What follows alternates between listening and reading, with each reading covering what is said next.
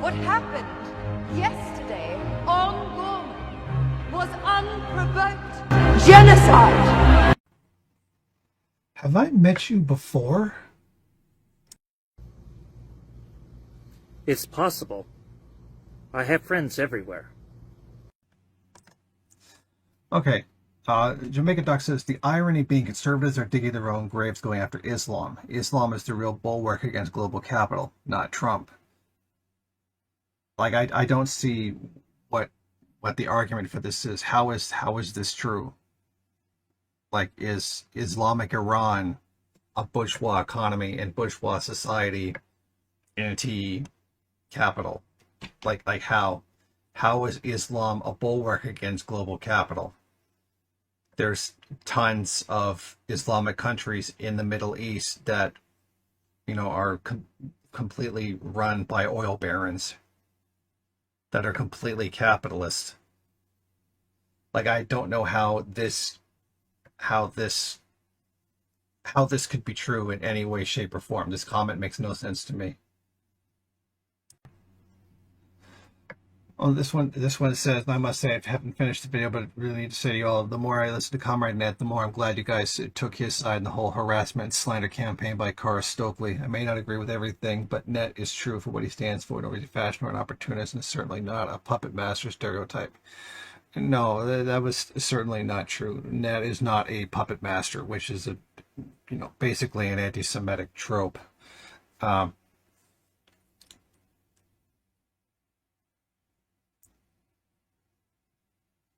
Net was being completely genuine in everything that he was doing, and he was just completely being slandered, and Stokely really was the reason why the MRN network fell apart.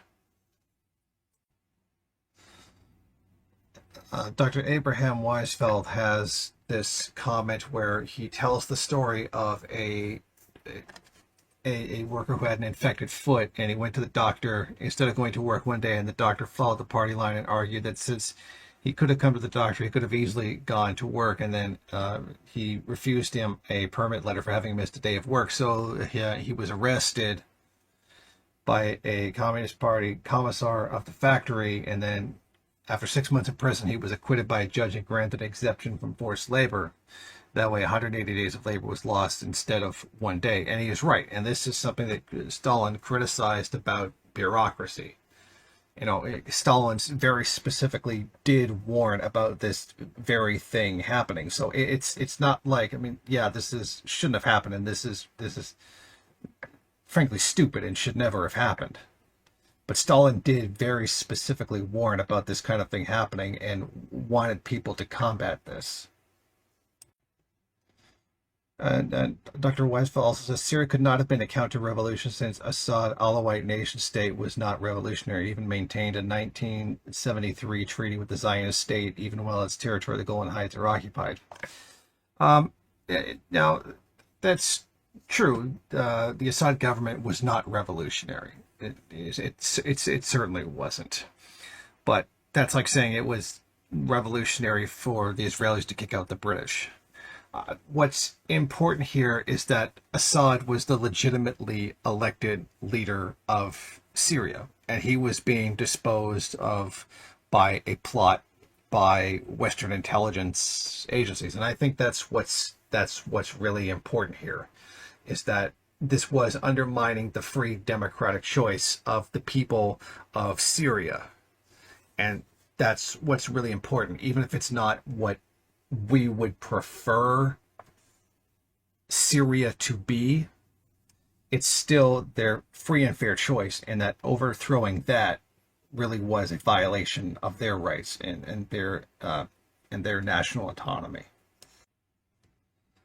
This comment by Jamaica Doc, a lot of it doesn't really make any sense to me. This one basically says that you might now ask why people in employment, the Western working class is now lumpen, and it's lumpen because it supports the crimes of imperialism.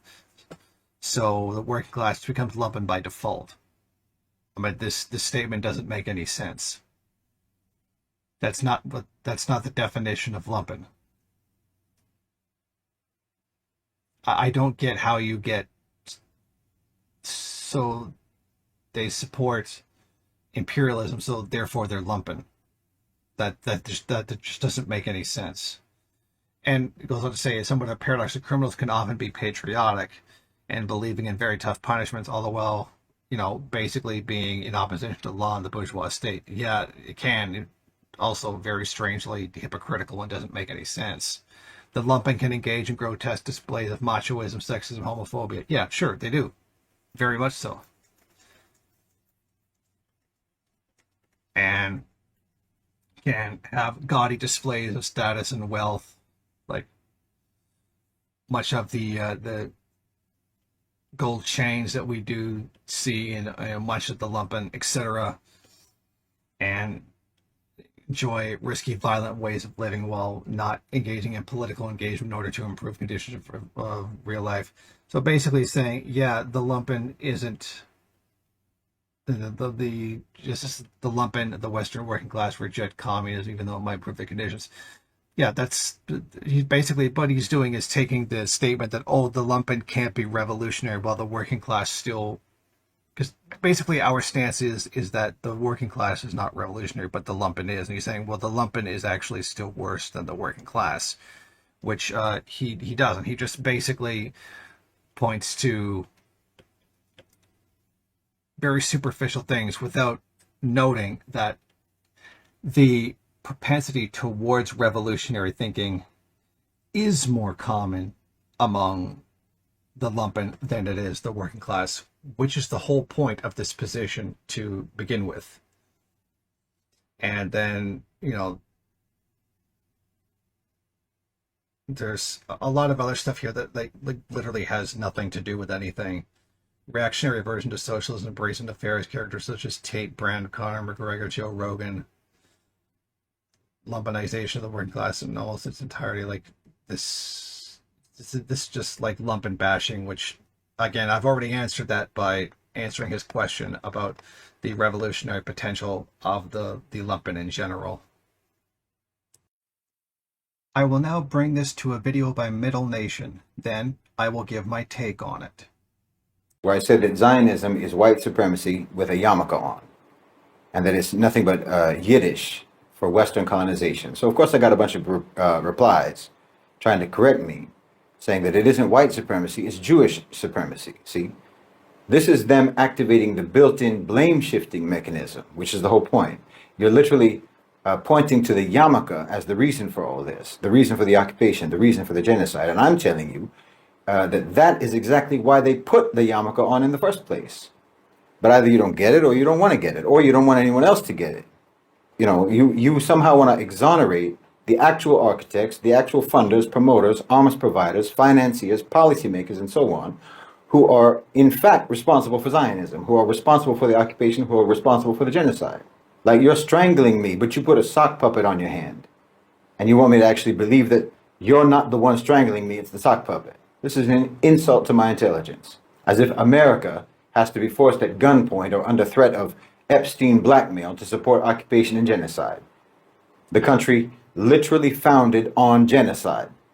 The country that wiped out the Native Americans, massacred Mexicans, massacred Filipinos, occupied Afghanistan for 20 years, still has occupation forces in Iraq, occupied and colonized Hawaii and Puerto Rico. What are you talking about? America killed directly or indirectly 10 million civilians in my lifetime, in Central America, South America, Asia, Africa, the Middle East, and so on. Now you pretend like they have to be forced against their will, against their character, to support the occupation of Palestine and the genocide in Gaza. This is their character. That yarmulke is only on there for plausible deniability. You'll say, oh yeah, but the Jews impose apartheid and segregation and unequal rights. Oh, you mean like every Western colonial project ever? So do you see why this is nothing but white supremacy and Western colonization? Don't be a fool.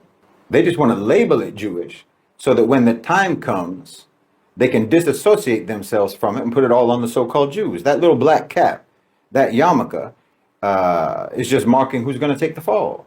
And believe me, when the time comes, you're going to see them swipe that cap off so fast it'll make your head spin. Or you'll probably see Ben Shapiro move to Utah and become a Mormon. Middle Nation is correct. Zionism is not Jewish supremacy. Zionism is white supremacy. But I think the whole world knows that this is not about Judaism. Everyone knows that this is the work of Zionism, and that Zionism is not actually a Jewish plot, but a Western colonial project. This is Rabbi Feldman. He is a part of the Neturei Karta, Rabbis United Against the State of Israel. This is a picture I made for Comrade Net upon request. Comrade Net can best explain what this means. So I asked Jason Unruhe to make this picture because I would say that Rabbi David Feldman is King Solomon in our time. So the headlines of this video you're about to see go: Rabbi David Feldman condemned the targeted killing of Al Jazeera reporters in Gaza, speaking during the march in New York City on August 12th, 2025, after a protest at the New York Times headquarters. Rabbi David Feldman stated that the world deserves to hear the truth. He reinstated he basically re-insinuated that such attacks are completely against Judaism. That's such acts of killing, journalists that are part of Al Jazeera in Gaza is against Judaism. The entire state of Israel's very existence is also against Judaism. That's what Rabbi David Feldman has always said, and he is the true King Solomon of our time. So, yes, we Jewish people have to listen to what he says about this. He's Neturei Karta. I don't have to agree with every, per se, heteronormal position that Neturei Karta takes, but I do have to treat them for what they are. They are the ones holding the actual tradition of Moshe Rabbeinu, which is the belief in a national revelation that happened not in Palestine, but on Mount Sinai, in the Sinai Peninsula. So, from the get-go, Judaism is a religion of diaspora. You could even say that diaspora will end exile, but, Galut is not the Hebrew word for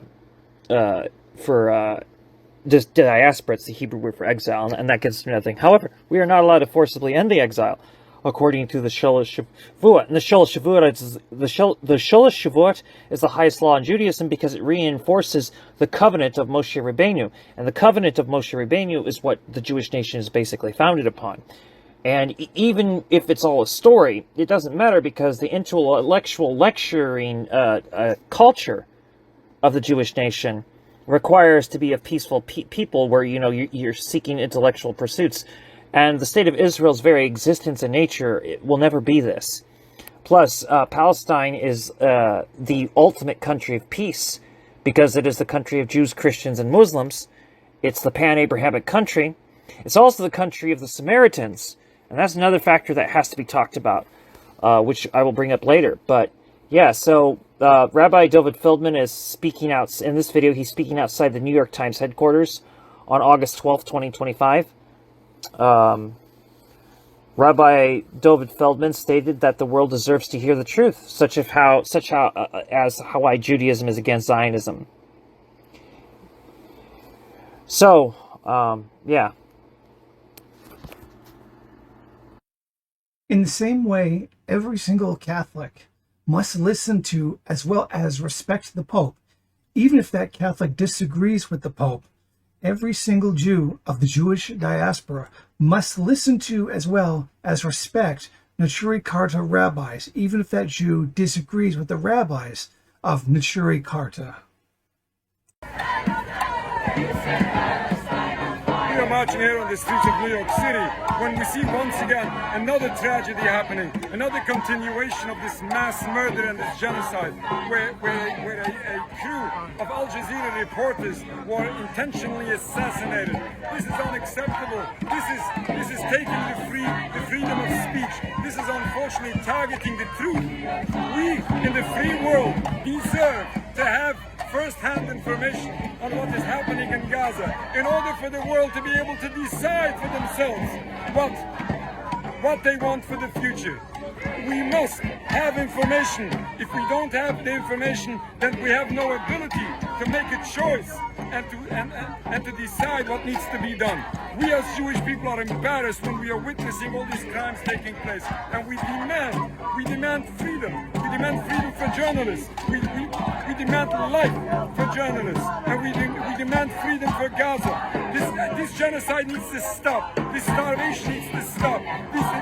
This targeted assassination of medical workers, of journalists, of little children, of innocent men and women. All of this is unacceptable. According to Judaism, this is a violation of our religion, and we demand an end to this entire occupation. And we clearly state that the state of Israel in no way represents all Jews. It doesn't represent the Jewish religion. Opposing or condemning these crimes or the existence of Israel is not anti-Semitic in any way. And the state of Israel, and we want to have peace, freedom, safety, and security for all. This is the great Rabbi Yisrael David Weiss. I made this picture for Comrade Net. I will let him explain what this picture means. Okay, just to make the first correction, Jason Henry mispronounced his name. It's Rabbi Yisrael David Weiss, actually. And Rabbi Yisrael David Weiss is the modern reincarnation, basically, of the prophet Jeremiah. And you can see it by the way that the prophet Jeremiah would cry out, and be a joy kill to hedonists, the same way that this rabbi is. This Rabbi David Yisrael Weiss, is in Kabbalistic terms would be the modern incarnation of the prophet Jeremiah. He is part of Neturei Karta, and of course Neturei Karta are the rabbis with the Mizorah of Moshe Rabbeinu, living Acharonim, if you will. Rabbi Yisrael David Weiss condemned the killing of 6 Al Jazeera journalists in a brutal attack by Zionist forces.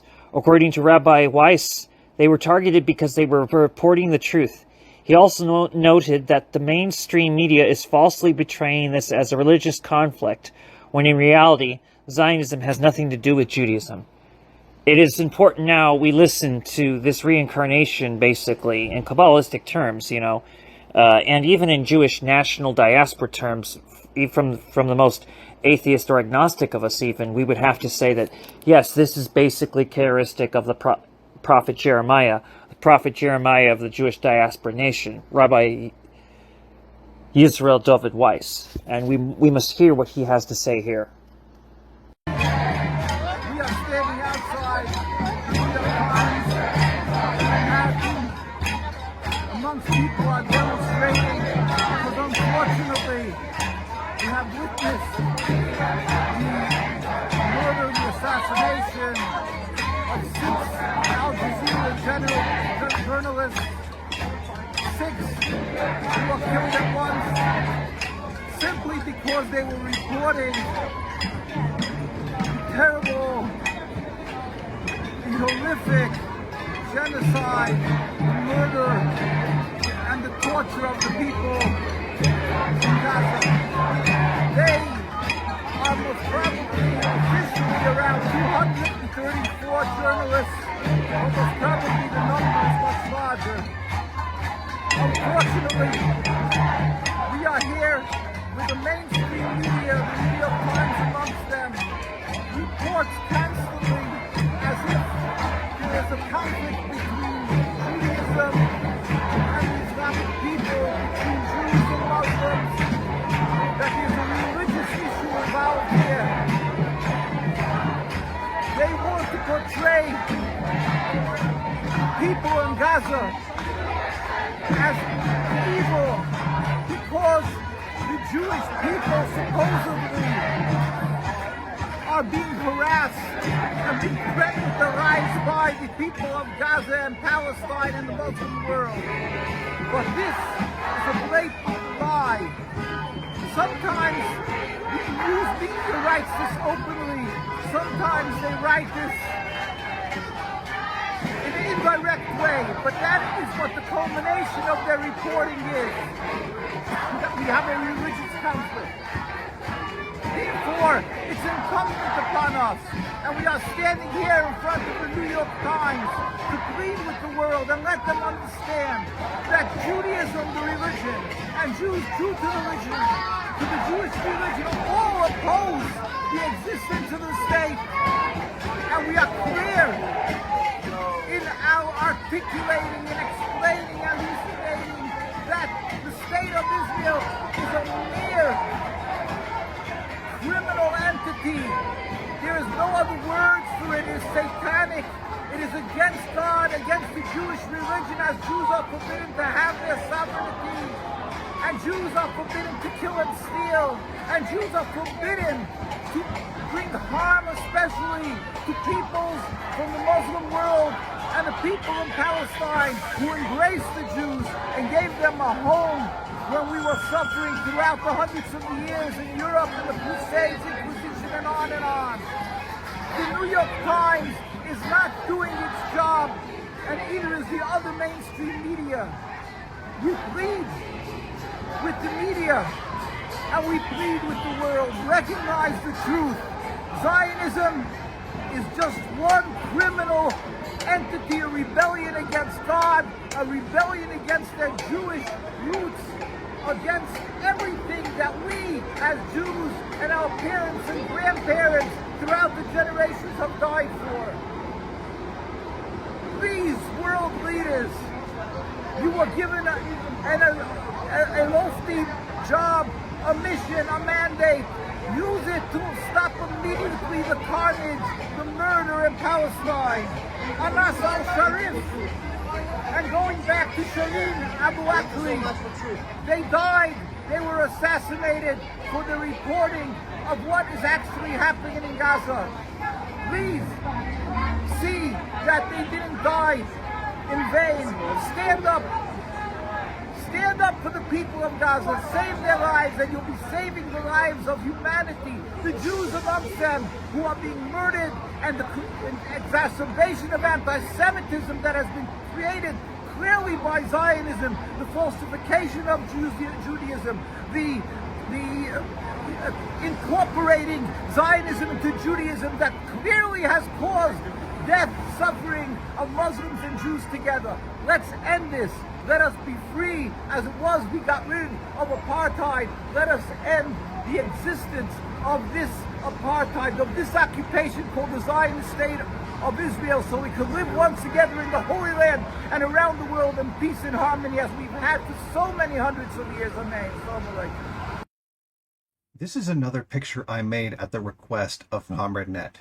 This is a picture of Dr. Weisfeld. Net will now need to explain this picture. So the reason why Dr. Abram Weisfeld is being depicted here as the prophet Samuel is because Dr. Weisfeld particularly goes by the doctrine of the prophet Samuel concerning the state and the problem of the state, or more accurately, the problem of the king, which in this case would be the state, I suppose. The danger of having kings of Israel referring to the Jewish people, by the way, but also referring to the Samaritan people. The notion of the kings of the Torah nation was problematic from the point of view of the prophet Samuel.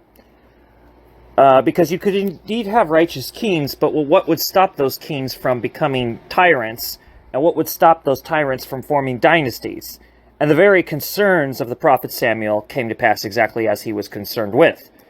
So Dr. Weisfeld looks back at the prophet Samuel all the time. You know, he even gave out flyers to people showing what the prophet Samuel had said concerning kings.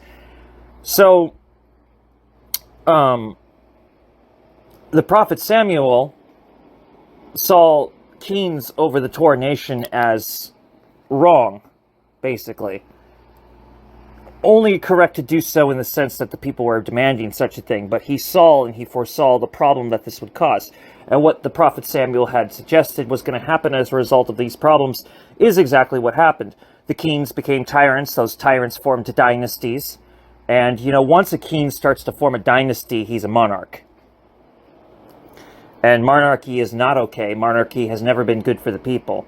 Every successful king in history is one that is not a monarch. Every tyrannical king is one that forms a monarchy. Monarchies are formed out of these dynasties, and this in fact led to the Judean Samaritan split. This very problem. So, I'm going to now bring this to a video from the newer channel Torah Nation, which now this channel Torah Nation has on it the entire interview of Dr. Weisfeld speaking to the Samaritans. Now, as far as that channel Torah Nation goes, that's at the Torah Nation. That newer channel Torah Nation is not going to be making more videos. It was always going to be 10 videos, and the purpose of those videos for everybody who really should subscribe to that channel. The point of that channel is that that's a go-to place if you needed to present a example of Jewishness opposing Zionism and opposing the State of Israel. That is what that channel is primarily for. It also is there to show you the Samaritans and to also show you that the Jewish people are not an ethnic group at all. Because one of the videos on that channel is about the West African Jews of the diaspora, which my rabbi happens to be the primary leader of that very organization. My personal rabbi, for me and my family, happens to be Rabbi Yehuda Moshe, and Rabbi Yehuda Moshe is the leader of the West African Jews of the diaspora. The West African Jews of the West African Jews of the diaspora. There's a whole video dedicated to them on that channel. Now, however, the video that I'm presenting here is not that. The video I'm presenting here is the one on the Samaritans.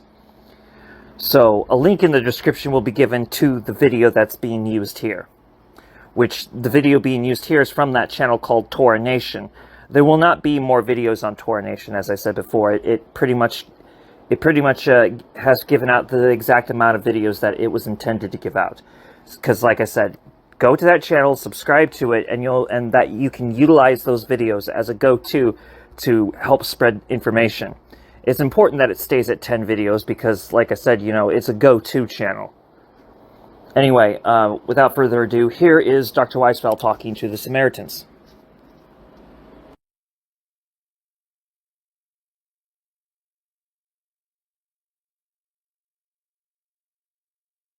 Yes, please continue. يبريك شيما ويشمارك يا شيما فانو إيدك ويا إنك يشا شيما فانو إيدك ويا شملك شالم يشتبى إلوهم لتقالى الله عد شمع إسرائيل. Oh yes. أتعيدها ما زي شمع إسرائيل. Yes. شيما إسرائيل شيما إلوين وشيما عد. זה רק את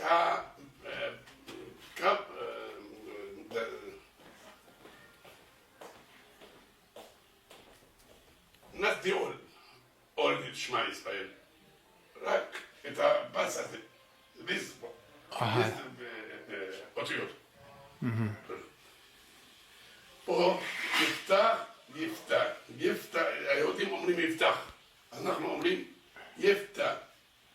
שמא רק את אוסרו הטוב את השם אל תת את מטר ארסק ביתו אל ברק את כל משי ידק يكأشوا إيابك لك وطع البامة ما تدرك. ماذا أقول؟ نحن blessing in every home we must put the Yishma Israel. I remember. Or blessing be Barashot or Shorot speaking of blessing from the from the Torah, from the Bibles. From the original Torah. Okay, we must put this in every home. Yes. Every home. So the Torah is the Torah of Moses. Torah of Moses, they're not the Torah shall Jews. Yes, of Ezra, the Ezra edition. Not that Ezra Super. That's the Breshit, ראשון, יקרא, שמות, יקרא, ובמדבר, דברים. The 5 Bibles. the 5 books of Moses. The 5 of Moses. Yes. The 5 Bibles of Moses. Yes. We must make what everything what putting in the Bibles. Yes. That we sing it, we bring in the Saturday. Yes. We bring in holidays. Yes. בפסח, סוכות, ראש שנה. אתה יודע מה זה? ראש שנה, מה זה פסח, מה זה סוכות? יום כיפור, יום כיפור. אנחנו, the 5 days, the holy days Yes. of the Samaritan. Yes. What is the 7 days? ראשית כל,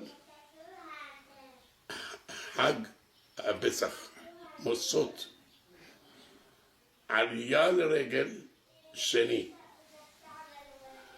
שלישית, מעמד הר סיני. מה זה מעמד הר סיני?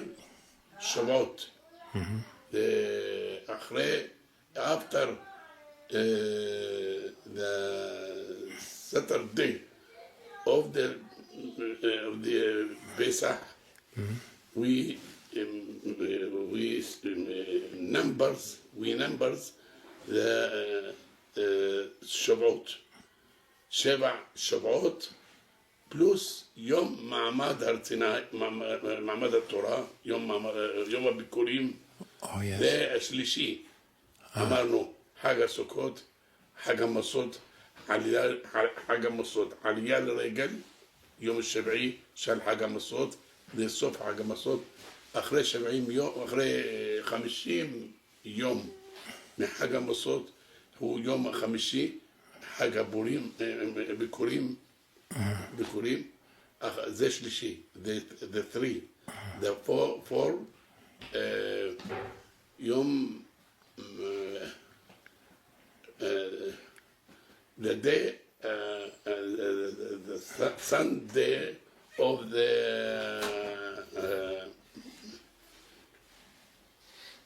חודש השביעי,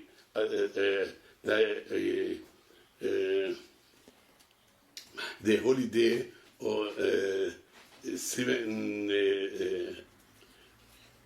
months, חודש השביעי בעברית. 7 months, יום, the day or the Sunday of the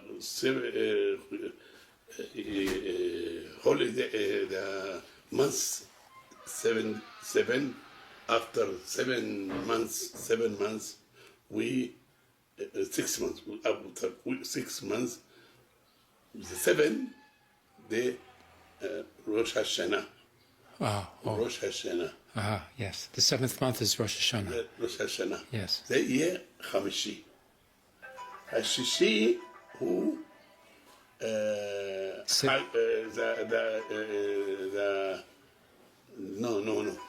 אמרנו חג המסות, חג עלייה לרגל, חג יום הביקורים, הרביעי, חג the Sunday of the month, 7 months.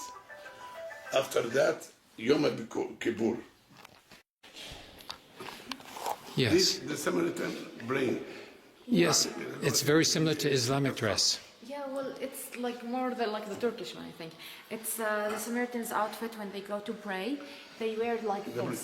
You know? Yes. You know why they wear? We call it like jubba. It's like a long dress. So when the Samaritans are like praying, they knee and they bow on the ground. Okay? Yes. It somehow looks so much like Muslims, right? When you Yes. pray,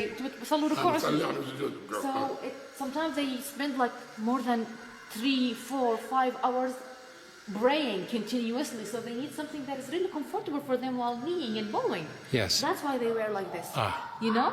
That's why. But why this man is wearing green? Because this is the outfit of the high priest. To show yes. that he is the high priest. And when I say a high priest, I mean the leader of the Samaritans. Yes. Okay? And this is a picture of the current high priest? No, actually, the previous one, but there's a picture of the current one. Yes. Okay. And for example, here, we can record this is the Samaritan Sukkah, so the Samaritan tabernacle. It's a feast, by the way. And in this feast, Sukkot, that's right. And in this feast, they hang fruits. Can you see the fruits here? Yes. Inside their houses, but of course not the plastic ones. Yes. Real ones. And this is, for example, the map that talks about the Israeli wanderings in Sinai Desert for 40 years. Oh, there's a map of this. Yeah, actually, this is the result of the studies of the manager of the museum. He's a researcher, and he came up with this conclusion. And and his source of information was the Torah. Yes. The Samaritan's Torah. Yes, I've been reading little bits about, the passage of the wanderings, with Moses. And this is very important. Yeah. For example, like this is the place where they have been through 42 different stations while they were lost in the desert. And the most important thing, that this is the place where they got the 10 Commandments at Mount Sinai near Santa Catrina. This is in... Mount Sinai near Santa Catrina. This is what I read. This is considered to be in Yemen now. No, in Egypt, in Mount Sinai. Oh, this is the Sinai. Oh, yeah. I read another account which said that Mount Sinai was here in Yemen. Yeah, but I think this is more likely. Actually, the majority, or let's say, the majority of Christians, majority of Muslims and Jewish, and the same thing for the Samaritans, it's on here, on Mount Sinai. Yes. I mean, as for me, for example, a From Muslim would believe yes, it's in from Mount what I Sinai. remember of, because when I was young, I was taught the Torah, to translate from Hebrew to English. Yeah. And this is, corresponds Yeah, to Mount what Sinai is like, the majority agrees on that it's on Mount Sinai. Okay, and what else can you here see? For example, this is the Samaritan's matzot. Do you know what I mean by the matzot? Yes. The unleavened bread. Okay, can you I'm just going to make a good copy of this map. No problem. This was 40 years of wandering. Yeah, 40 years of wandering in Sinai Desert. And then this is the end of the journey. Yeah, at Jericho. This is where Moses died. But Moses, he never went into Palestine. According to Samaritans, no. That's right. Yeah, according to the Torah, that's what I learned as well. I think, but no, there's others who say from other religions that maybe nobody knows actually. Let's go back to what we know right now. Everything I'm telling you. This is matzah. This looks like kubis baladi. Yeah, actually, this is the Samaritan's matzot. Yes. And everybody use this bread and eat this bread. Yes, that's what I prefer when I eat bread. This is the maror, the bitter herbs. Oh yes, maror, yes. Yeah, but because it's here right now, it's not like a fresh one, but this is how it looks like. And it's very bitter, of course, because it's relative. Yes. Okay, for example, here, Samaritan's alphabet. Can you see this one? Yes. This is ancient Hebrew. Yes. Ancient Hebrew, this is modern Hebrew, this is in English, and how the sound or the pronunciation of the letter. Like, for example, this letter is taf, shan, rish, kof. Can you see it? Yes. But I will just hint on something. Can you see this word? It means in. And can you see this letter? Yes. It has the shape of an eye. Oh, and that's yes. how the Samaritan's language works. Yes. Every single letter represents a part of your body. Yes. In, your eyes. Here is kaf, your palm. Yud, your hand. And what is rish? We should saw it here. Rish is your head. Here is your head and here is your neck. Oh, yes. Yes. And shin is your teeth.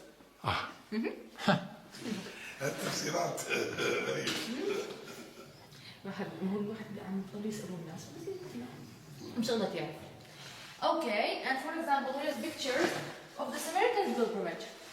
Can you see here? Did you notice something? Everybody is wearing the outfit that we saw before a minute. Oh, yes. White outfit covering the heads And while they're praying, can you see? They are on the ground, kneeling in Oh, prayer. yes. Yeah, this is how the Samaritans' pilgrimage looks like. The pilgrimage is at the time of Pesach? بتاعتكم في البيسخ وفي السكوت وفي ايش؟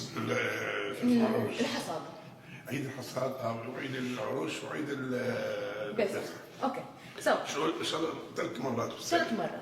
So it's on the Pesach, it's on the Sukkot, and it's on the pilgrimage. البيسخ السكوت آخر واحد. السكوت آخر واحد. Yeah. البيسخ بس في قبليه اللي هو الحصاد. الحصاد. Yeah. And there is the harvest. You know the harvest. The feast of the harvest. It's not Shavuot. Shavuot, it's the harvest in English. So they pray on Passover and the Shavuot, the harvest, and on the Sukkot, the tabernacle. Yes, I three feasts, 3 times a year they do the pilgrimage. Yes, and this is Isaac's altar. Yeah, Isaac's altar. Because the Samaritans believe that when Abraham was asked to do the sacrifices of Isaac, it took a place on Mount Gerizim. Not in Jerusalem, on Mount Gerizim. Yes. Yes. Okay.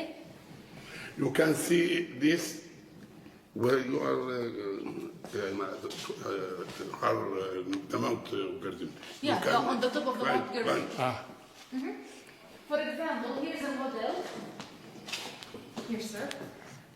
I'm like trying to show you the most important things here, but then we will talk, no worries.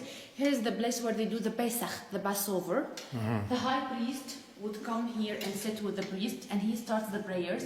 And when he starts the prayers, everybody here, the Samaritans would be preparing the sheep, and they start slaughtering them.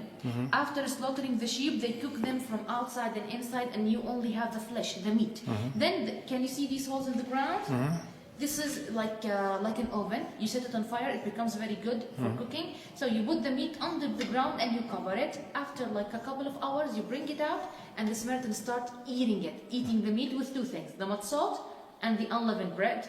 The bitter herbs and the matzot, which is the maror and the matzot. Yeah, that's right. And they should eat very fast. And the Samaritans, this is the Samaritans' Passover, and it's the first feast and the biggest one, I think. And they should do it to remember their exodus, when they exited from Egypt and when they came here, and to be thankful for getting home or getting the Holy Land safe and sound. It's like a thanking feast. Yes. And this talks about the split of the 2 kingdoms. Maybe you know that the Samaritans and the Jewish used to be like one nation, but after the death of King Solomon, came to take the lead after him his son, Rehoboam. The son of King Solomon came with new rules and changes and etc. And one of the Israeli priests represented the majority of the Israelites, and these 2 had a discussion. The result of this discussion turned into a fight. And the result of this fight, the division of the Hebrew kingdom into 2. South Judea, capital Jerusalem. The leaders are Judah and Benjamin. And northern kingdom called Samaria or Israel, capital Nablus. And the leaders are the other 10 tribes. But I understand that the Samaritans never took authority from any king, that they refused to take authority from a king, and they refused to recognize either kingdom. Yeah, well, actually, I'm telling you, according to the Samaritans' point of view. You know, but the history of the whole Israelite, It's like the major thing, it's about the taxes, actually. The fight was about the taxes. They didn't want to pay higher taxes, so they split into 2 different nations. And here's other pictures of the Sukkot. Yeah. Oh, yes. This is other pictures of the Sukkot. And what else can I show you? For example, this is the Samaritan's Torah. Let me show it to you. This is how the Samaritan's Torah look like. Oh, this is an actual Torah. Yeah. This one is 150 years old, and this one is about 3,000, where it's... I think it's more than 3,000 years old. 3,640 years old, I think. Yeah. Wow. This one is in their synagogue. Nobody can see it or touch it except the high priest once a year. He brings it out and he starts blessing the people with the Torah in order to get the blessings. This is one of the oldest versions of the Torah. This is the oldest one. That they have here. Yeah. Wow. And for example, they have these copies, but nowadays, if they want to read from the Torah, they have it like this. Yes. You see, a book. Yes. And everybody can read it, opens any chapter and start reading it. This is in ancient Hebrew, by the way. Yes. Samaritan's Torah in ancient Hebrew. Yes, this is the ancient Hebrew. Wow. Well, I think Excellent. the Jewish Torah, it's in modern Hebrew. Yes. So this is one of the differences as well between Samaritans Yes, and I Jewish. learned in modern Hebrew. Yeah. And there is the basic or the major difference between Jewish and Samaritans is the holy place. Jewish believe in Jerusalem, Samaritans believe in mountain Gerizim. Yes. Okay, what else can I tell you about the Samaritans here? Like this now. Yeah, this is the current high priest. Uh-huh. He is 83 years old and he is like the leader of the Samaritans. We'll just talk a bit here. Now I'm going to talk about the Samaritans' origin. Here, we have like the track of the generation started from Adam to Moses, but we will start from Abraham, okay? They started from like Abraham, Isaac, and Jacob. From Jacob, the 12 tribes, the 12 sons of Jacob, or the 12 tribes of Israel, who are the Jewish and the Samaritans. Okay, and after... From which tribe are the Samaritans? Nowadays, from Levi and the two sons of Joseph. Ephraim and Manasseh. So the Samaritans you meet today, they must be descendant from Levi or from the two sons of Joseph, Ephraim or Manasseh. عمو انت من مين؟ أنا من إفريم. From Ephraim. لطيف يعني؟ لطيف. So like you can see, you're gonna meet a lot of Samaritans who are Levites, I mean priest family, Yes. and others who are from the two sons of Joseph. Now I will just hint on something which is very important, that the Samaritans have a leader. The leader is called the high priest. Yes. Okay, and who should be the high priest or who can be the high priest? Only the oldest man in age from the Levi family. So this high priest right now, he is the oldest Levi in the community. I see, yes. And since Now then- here, yeah. with Abraham, we have, this is one wife? No. It's A son? no, actually, this is like we will just focus on here. Abraham, Oh, then yes. Isaac and Ishmael. Muslims Yes. from Ishmael, Jewish, Christians, and Samaritans from Isaac. Yes, okay. Ishmael is the first son. Yeah, the oldest one. That's right. Yes, The first one. That's right. yes. And in the Torah it says that God made a covenant with Abraham for all of his descendants, without distinction between Ishmael and Isaac, Of course. both together. Yeah. Because that's why, sir, we believe that Christian, Muslim, Jewish, Samaritans, we are all the sons of Abraham. Yes. That's right? Yeah. Like our father Abraham. That's why we called it our father Abraham. At the end of Yes. the day, we are cousins. Yes. احنا بالنهاية كنا أولاد عم صح يا عمو. I am named after Abraham myself. Yeah, you're Abraham, Yes. and I am Marwa. Nice meeting you. Okay, this is the track of the generations of the high priests. They started to count from, or they started to, the track of the generations starting from Eliezer, the son of Aaron, till today. They have 137 generations of high priests. Yeah. Oh, yes. And maybe you will ask, like, why the Samaritans know about their history that much? That because of the number of the years they have been living in the Holy Lands. And we are talking about 3,654 years. I'm going to show you the Samaritans calendar. 3,654 years. عم انتوا بلشتوا 55 هلا بلشتوا 55 Okay, so recently they started like 3,655 Yes. like they had the new year. Yes. Okay, but this is the number of the years they have been living in the Holy Lands, and this is how the Samaritans calendar looks like. They start to count from day one in the Holy Lands till today. Oh, yes. So like how the Jewish and the Muslims and the Christians have their own calendar, Samaritans are the same case. Oh, wow. Okay, what else do we have to talk about? Yeah, for example, the Samaritans' religion is about believing in 5 principles. You should believe in God, one and only. You should believe in Moses as your prophet. You should believe in the Torah. And by the way, when I say the Torah, I mean the first 5 books of Moses. Yes. Genesis, Exodus, Leviticus, Numbers, Deuteronomy. Yes. Okay. Number 4, Mountain Gerizim as the holy place. Yes. They believe that this is the holy place for them, of course. And the last principle is the Day of Judgment. They believe in hell and heaven, of course. Oh, yes. يوم البعث. يوم البعث بالضبط يوم القيامة. Okay, and let's talk a bit about this painting because it's very important here. But before that, can you guess what it is? What is that? This is the Samaritans' mezuzah. Are you familiar with the word mezuzah? Yes. You know, Patricia. Yeah. This is a verse from the Torah. For example, this is Shema Israel. Oh, yes. And, He showed it me in his house. He showed in his me. house. Did you notice where he is hanging Every it? house. Above the door of the house. Oh, this was inside the house. And for the Jewish, at the it's synagogue, inside. I saw it was above the door. Yeah, Yes. in every single house they have it above the door. While I think the Jewish But also system was above the like- door. above the door. Oh, yes. The Jewish on the side. Yes, It's the like a others. small scroll. You That's just touch right, it, yeah. and but for the Samaritans, a stone above the door. The shops, the houses, everything. Everything. These are archaeological diggings? Yeah. Mostly like has to do with the Samaritans. عمو بتقدر تقرأ له شما إسرائيل؟ مش Okay, he will read for you this verse, which is Shema Israel. Can you will hear it like in ancient Hebrew. Okay. اشتبه إيلو متقيلة الله عاد شيما إسرائيل شيما إيلوين وشيما عاد وإبطا إتشيما إيلوك أفكر لبابك وافكر نفسك وافكر مئودك ويو الدبار إلا إيسر آناكي أمصابك أيوم على بابك شنن تما البانك دبرتها بمه أفشطك ببت أبلكتك بديرك بشكابك وبقومك قاشر تمالوت على يدك وايو التطافت بين إينك كاتب تمه على المازوزة بتك وفي شعرك زي كتاب مش كتابتي. Yeah. This is like written in ancient Hebrew, and did you notice how it sounds? It's different from modern Hebrew. Yes, it does. Different. Yeah. Different, of course, because this is ancient Speaking Hebrew. different. Yeah, of course, in a different way. Okay, I will just take قرأت this. تقرأيها هلا اليوم. والله لا مش حافظها بس بتابع شوي مثلا بين إينك وهذا وفهمت شو معناها.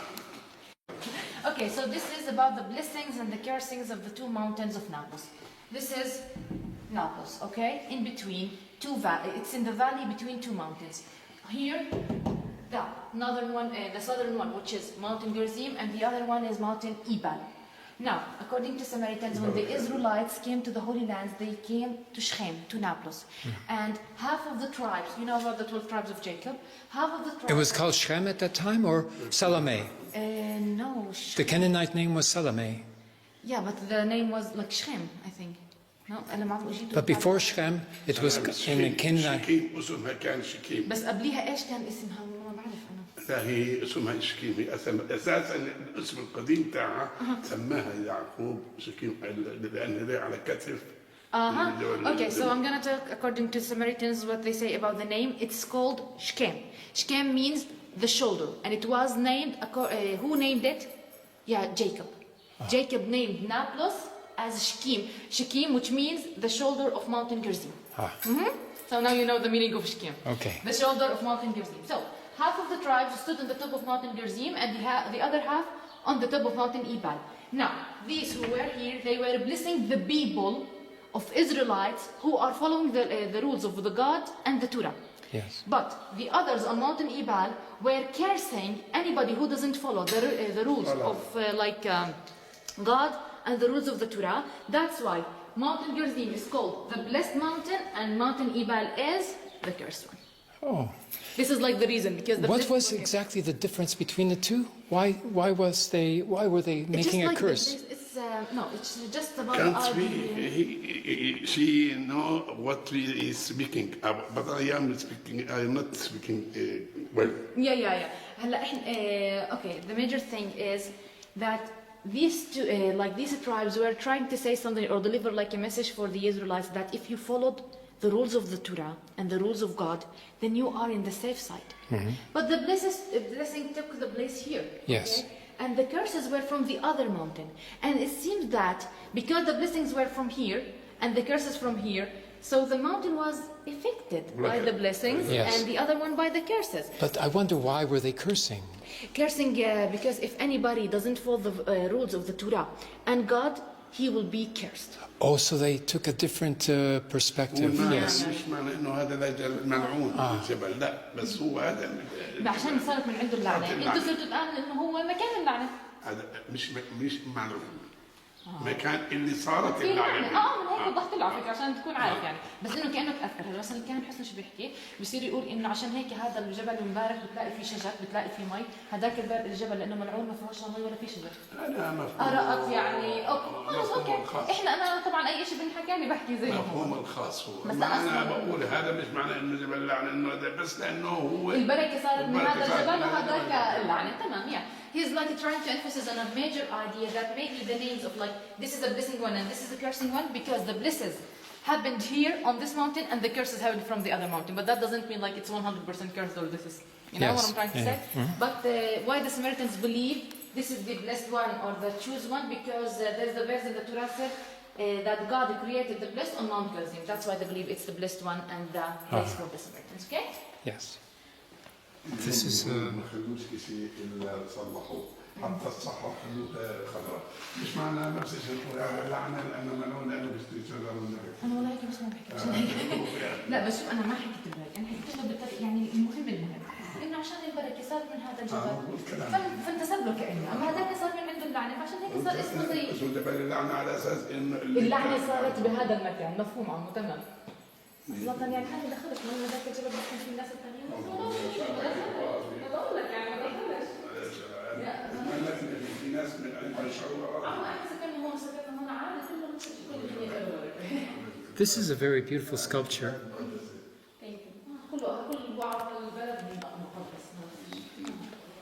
أقدس بلد في العالم هذه البلد كلها أنبياء دائما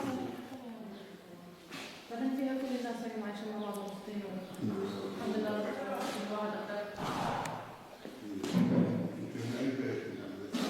انا عم زارتكم بعد زرقاء كنت مروان نسيت مظبوط بس لما ما تعيش وسام مش شلون في المعتدل بدي يحطوا لي بس الكهرباء. If you want anything, you can call me.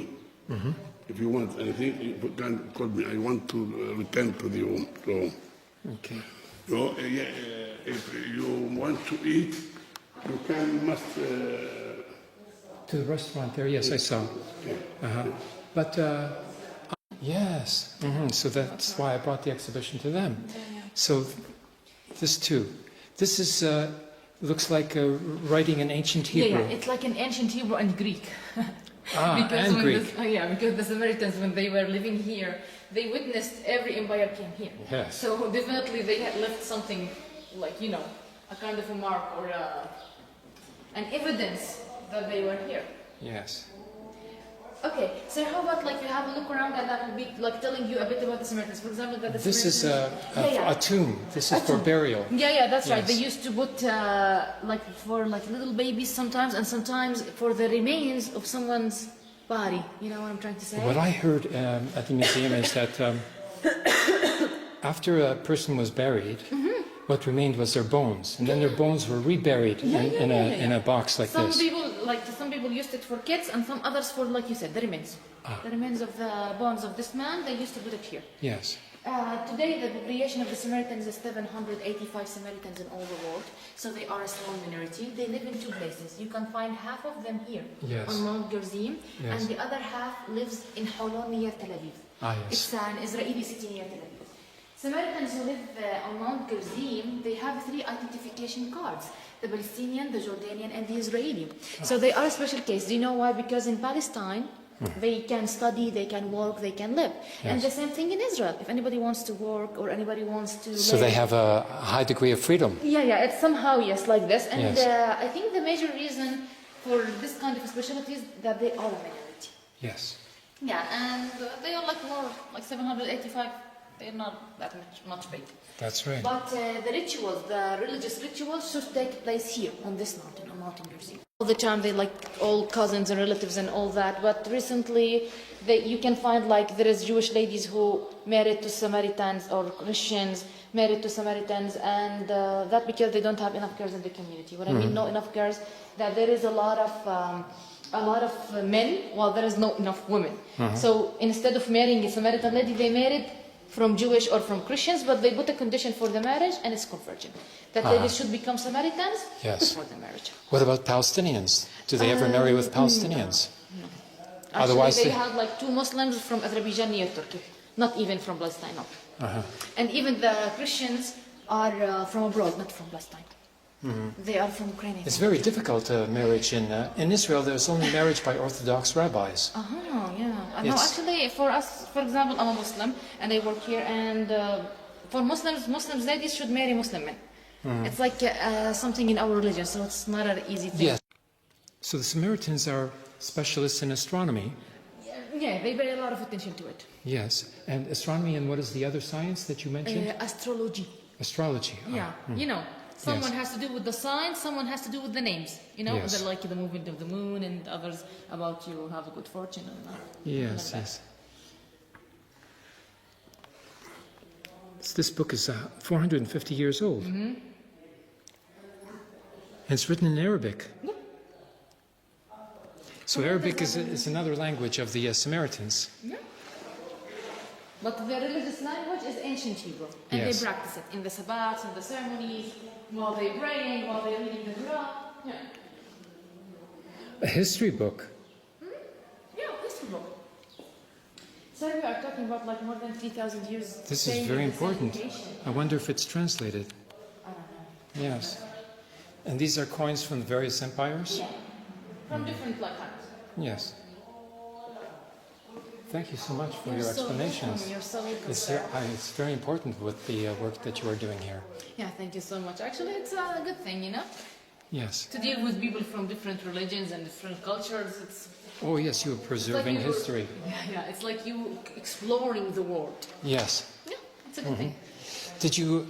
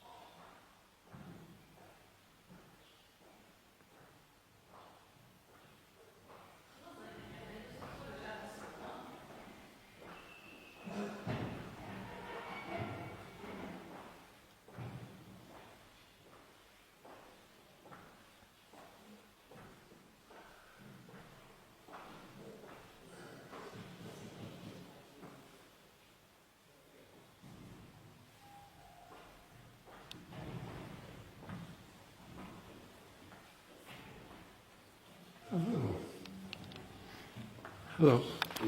I'm Dr. Abraham from Canada. Oh, welcome. Are you the priest? I'm priest. Oh, very good to meet you. Welcome. Yes. I was going to stay for Mincha Marev. YouTube? Yes, I am. What YouTube media? I make videos of everything that I learn, and I put it on YouTube for other people to learn also. يعني كان هو بيسجل ايش بيتعلم من الناس وبحطهم على اليوتيوب عشان الناس اللي مش سامعين عنكم يعرفوا او مش سامعين عن اماكن معينه فبصور وبحط بس يعني خلصنا حكي يعني فمش عارفه اذا بدك يعني غطينا حتى التيم اي شيء. I am raised in Orthodox Judaism. Orthodox. Yes, my parents were from Poland. My mother was from Warsaw, and the first language that she spoke with me was in Yiddish. Yiddish. And then I worked in translation of the Torah from Hebrew to English at Talmud Torah. I'm showing the Torah.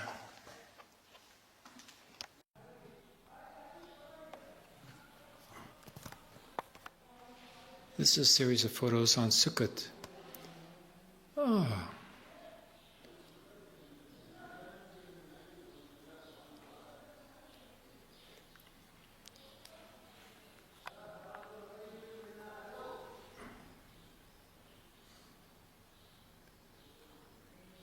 Sitrok.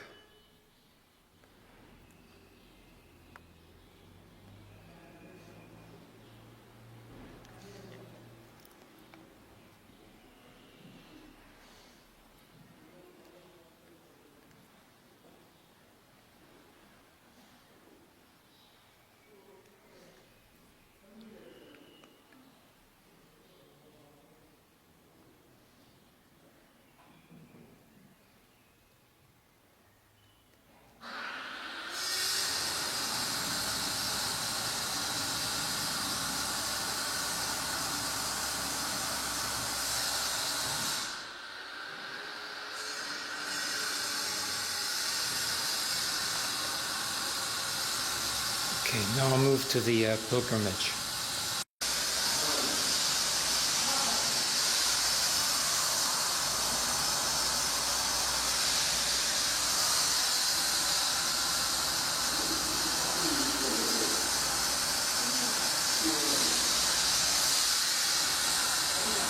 That is at the top of Mount Gerizim, which is Isaac's altar where Abraham took his son.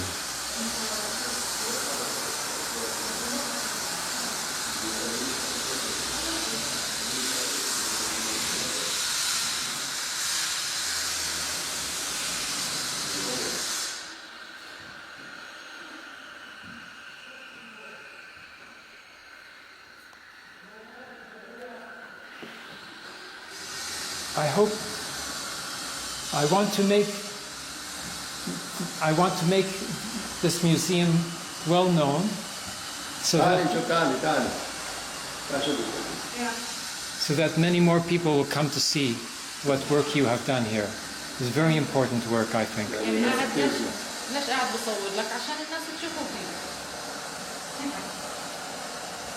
Yes. This is a shofar. Yes. A very Jewish or Christian? No, me, I'm Jewish. Jewish. Yes. Okay. Yeah. But I am living in Nablus with the Palestinians. I work as a volunteer with the Tanwir.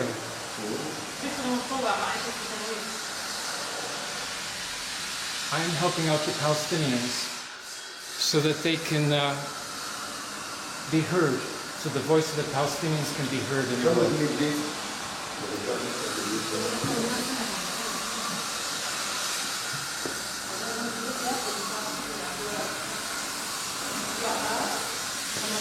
You know what this? No. No one in all the world to find to meaning what the meaning is. Start the read only I am. Oh. Yes. Yes. Here, Shem. Yes. Kadesh, Hebron. Yes. The Arremaklat, you speak Hebrew? No. Little Arremaklat, this is shelter. Shelter. Yes, and here remote, Golan, Mossad. You can't see here, this is the Triangle. Triangle, yeah, triangle. Yes. Kadesh, Hebron, Shechem, triangle. Golan, Mossad, remote, triangle. Together, this is Magen David. 1, 2, 3, 4, 5, 6. 1, 2, 3, 4, 5, 6. Yes. Yes, it's This not. is قولي له هذول عارفين 3 في الهون و3 من برا النهر. It's like the cities of refugees or the cities of shelters. Yes. And 6 like before Jordanian River and the other, 3 before Jordanian River and 3 after. And these areas, these colors are the different tribes? This is the 12 of the tribes. The 12 tribes, Please. yes. 1, 2, 3, 4, 5, 12. What the meaning 12? Oh, yes. When the Israelis together, this is strong. What the meaning menashe? Because we took here half and here half. Yes. Like the mutual area. Yes. What the meaning again? This is strong. Yes. Okay? Yes. I explain. Only no one in all the world. I am explaining this. Yes. And here you can see. Okay? Yes, this is... This is when the Israelis حكيت له انت عملها. Except from Ramses, we go to Sukkot between the Mediterranean Sea and the Lake of the Badawin, and we return to Egypt. When we return to Egypt, we took the boats of Joseph. So the soldier of Egypt, we wanted to kill the Israelis to across the sea. This, I did not know about this voyage. Why is it that they came back to Egypt? To took the bones of Joseph. The bones of Joseph? Yeah. We forget the bones of Joseph here. So when we received here, 2 weeks you come to receive to the Canaanim. Yes. But the God to return to please here, Derek Eretz Palestine, the road to Palestinian. Here, Ulana Imma Elu and Derek Faris Palestine kick up this from the Torah.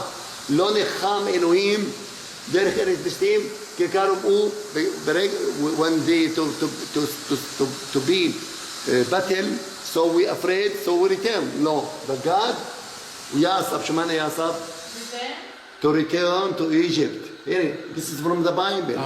When we returned to Egypt, we took the bones of Joseph. The soldier of Egypt who wanted to kill the Israelis, so across the sea. Yes. Please, I want to tell you, before 2 years, we invite me here to Mitzvah Ramon, Har Karkum. We told me the God 10 to Moses 10 commandments here. I told them this is wrong. The God 10 to Moses here. Yes. In the Mount Sinai. Not here. Why? Because after 50 days, from Ramses to Sukkot and to return to Mount Sinai, to Kadesh Barnea, 1.5 years. Oh, yes. From Petra, where is the Aaron died, to the Har Nabo, Jericho, half year. But here 38 years. Here. Yes. Okay?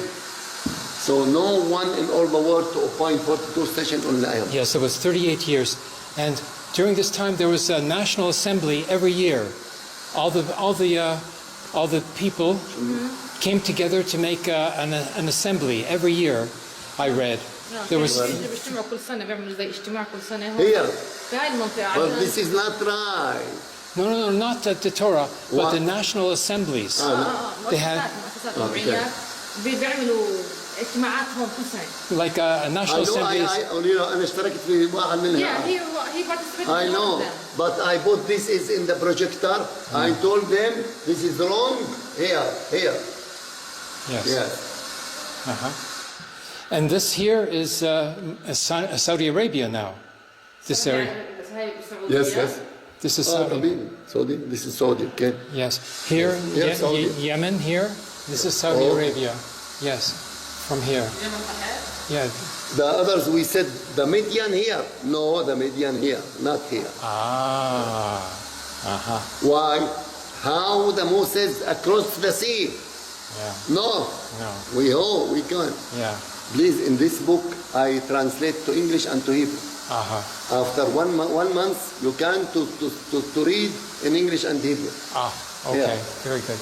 Oh, this is the same map. In again. English, yes, this is the same. Oh, okay. I will make a copy of.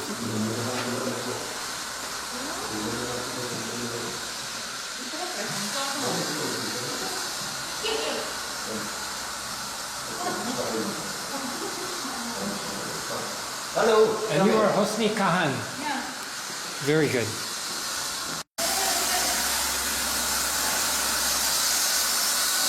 Yes. قولي له هو هذا المتحف صغير عماله بده يبني متحف بكلف $5 ملايين. Okay, actually, this is like the current museum, but he's planning to make this one, which is gonna cost like around $5 million.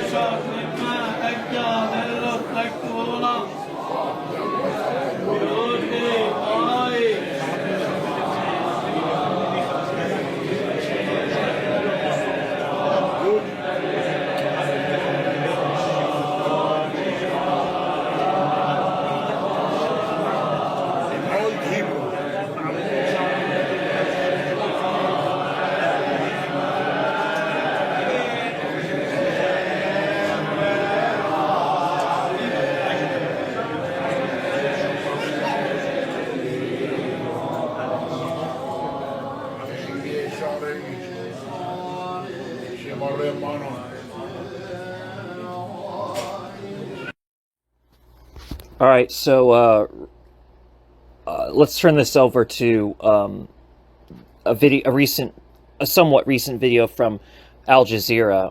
Hamas accepts new ceasefire proposal mediated by Egypt and Qatar. I'm sorry for the stuttering. I'm sorry that both me and Jason have been stuttering throughout. You know, like when we get to the editing process, we kind of want to get to the fifth one. So right now we're doing the fourth one, and we're just under a lot of stress right now. So like I hope the quality is good in spite of us having difficulty doing do-overs. But this video, watch this video, and I'm going to give my take on it after it's done. Egypt's President Abdel Fattah al-Sisi has met Qatar's Prime Minister and Minister of Foreign Affairs Mohammed bin Abdulrahman Al Thani in Cairo. In a statement, Egypt's presidency said both leaders stressed the importance of efforts to reach a ceasefire agreement between Israel and Hamas.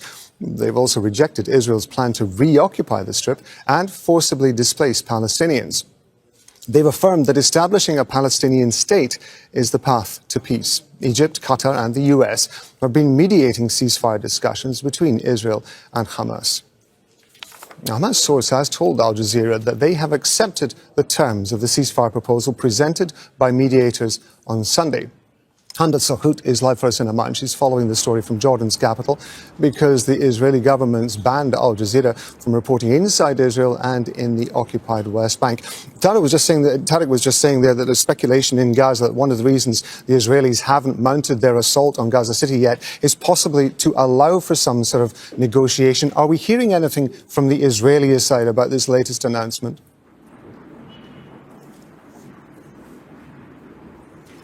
Well, this news just coming in that Hamas has reportedly agreed to a partial ceasefire proposal. It's worth mentioning that these discussions happening in the Egyptian capital under immense pressure and a lot of scrutiny to try and scramble to get some sort of deal together to stop the fighting. It's worth mentioning that in the last several days in Israeli media, there have been talks of Netanyahu reportedly willing to have some sort of partial deal, meaning not a total and complete end to the war, but a pause in the fighting, saying that he would lean that way if it was in Israel's best interest. But Netanyahu had outlined several different things that he wanted if there were to be an end of the war. And in fact, just around a week ago, he released a list of 5 different bullet points that Israel would need to end the war, that his goals and objectives were no longer 3, that they were 5. And of course, among them was the removal of Hamas, something Hamas says is simply not going to happen. So while all of this is ongoing, you have members of Netanyahu's government who are against any sort of partial deal, who have said from the very beginning, since the last ceasefire deal collapsed, that there shouldn't be any more partial deals moving forward, that Israel needs to carry on with the expansion of its military action. But right now, there's still no official response from the Israelis. Hamda, thank you very much indeed. Hamda Sahut there talking to us from Amman. Okay, so it's too soon to say for sure whether this is going to really amount to anything or not. But one can appreciate the honesty that certain people within Egypt are taking about this, and not trying to make it sound like, oh, we've definitely got this under control. They definitely have a good memory on this. And it is interesting to see Egypt take a step forward at all, because Egypt has pretty much just let the state of Israel do whatever the state of Israel wants to do. So, like, I don't know for sure if Egypt can be trusted, but at the same time, it's not as if being real here, the majority population of Egypt is in solidarity with Palestine. It just so happens that the government of Egypt kind of tends to bow down to the state of Israel. What is needed is militias, more militias that look like the former PLO before the stupid Oslo death sentence occurred, and more organizations that look like Hamas and Hezbollah. We need more, but we need militias to protect the Palestinians. We need the militias to help fight off the state of Israel. Israel was weakened, by the way, with that little spout between them and the Islamic Republic of Iran. Israel is not invincible as a country. And yet everybody's like, oh, well, it's too late for the Palestinians now. No, it's not. Again, the state of Israel, just like before, is dependent on the life support of Western nation states to empower it. So actually, you cut off that empowerment. You either A, look the other way when these militias and pro-Palestinian groups, protect Palestine and fight off aggressively and violently the Hebrews that call themselves Israelis. Or number 2, you basically deputize their right to do so, which number 2 is a lot better. But at the same time, number 2 could be seen also as a way of discrediting, because why should we be trusting the nation states? There's a serious difference between nationalism and nationality. Nationalism is the ideology of the nation state, started by Georg William Friedrich Hegel. It's bullshit, because a nation is not necessarily a country. Although a nation may have a country, a nation is not the same thing as a country. And statehood is when the people or inhabitants of the country become basically the subjects, the indentured peons. Serfdom. Serfdom still exists because statehood still exists when you really think about it. And I mean, I could go on and on, but there's a serious difference between nationalism and nationality. If you want to define nationality, you define it the way Dr. Weisfeld does, which I define it the same way, actually, and actually so does every Buddhist, so does every Demarchist, for that matter. But the definition of nationality is national identity, but the definition of nationalism is ideology of the nation state. the ideology of the nation state is always systemically going to go into fascism, even of the more progressive-like countries. The nation state is a fascist concept. You could say it's proto-fascist, but like if you look at it a certain way, is it true that fascism is really capitalism in decline? Or is it that both fascism and capitalism are kind of separate, but they're both actually rooted in colonialism? Both Marcus Dinjamal and Shabazz Dinjamal projected this idea into the Denmark. So, and the Denmark is less about the people who wrote it and rather the writings that they wrote, so that you have a foundation for the Denmarkist theories. And remember, the goal of the Denmarkist theories is not that there should always be Denmarkism, but that eventually something better than Denmarkism will come about with better ideas. The notion, of course, being there's communists, anarchists, and socialists. And socialists, we needed our own dialectic, a dialectic that is better than Marxism. Now, of course, Jason doesn't agree that it's better than Marxism, but I do. Hence why I'm a Denmarkist and not a Marxist. I'm a socialist, not a communist. I'm a Denmarkist, not a Marxist. You can understand it in that way. Anyway, though, this is the here and now from Dr. Weisfeld. It's a lot better, in fact, than the one from the previous video. Not that the one from the previous video is not good, it is. But this one's even better. And Dr. Weisfeld addresses what our allies Hamas must do. If you do not perceive the fighters, Hamas, if you do not perceive Hamas, which is more than a militia, just so we're clear, but if you do not perceive Hamas as your allies in the struggle against Zionism, you're an Islamophobe. And if you're an Islamophobe, you have no place in the struggle, period, and destroy it. That's it. All right, now, let's get on with the here and now from Dr. Weisfeld. And here and now, I am present. I am Dr. Abraham Weisfeld of the Political Science Department at the University du Québec Montréal, and I'm a specialist in political philosophy and in the analysis of nationalism versus national identity. Again, national identity versus nationalism. That is to say that the two are not the same. Nationalism is the ideology of a state, of a nation state, like the Zionist state of Israel, and national identity is Jewishness, of the Jewish people. Not the same. Fundamental distinction to be made. Now, this distinction was found in the differentiation between the two political movements, one, the Zionism, and the other, amongst the Jewish people, being the Jewish Bund. The Jewish Bund being more popular, more powerful, more effective, and more historically significant, because it is the Jewish Bund which fought back the fascists of the Black Hundreds in the Tsarist reaction of 1905, and laid the groundwork for the socialist revolution of 1917. Now, what we are experiencing now is similar to what we have here in the background. This is the partisan militia of the Warsaw Ghetto. These are Jewish partisans, otherwise known as terrorists, according to the Nazi occupation. And we have the same phenomena now, in which Hamas is being called the terrorists by the Zionist regime, which is becoming more and more fascistic. But it is split.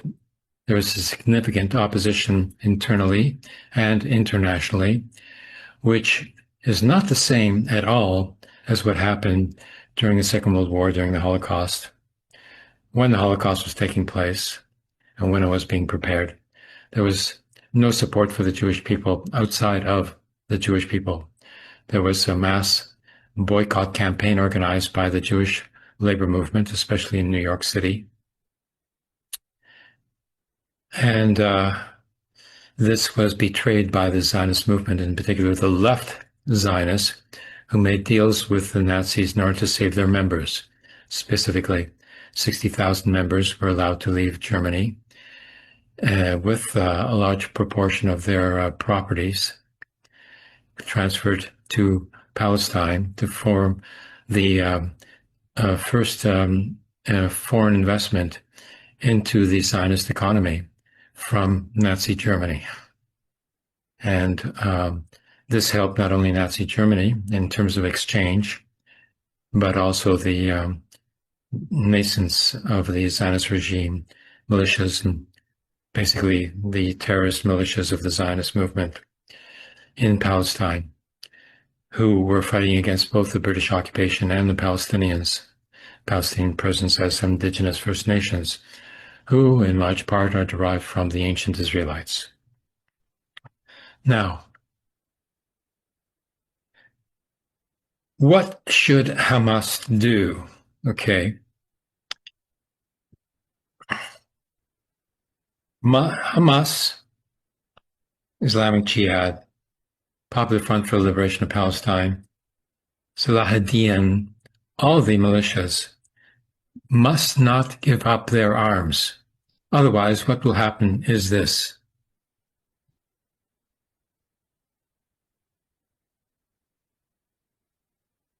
Sabra Shatila.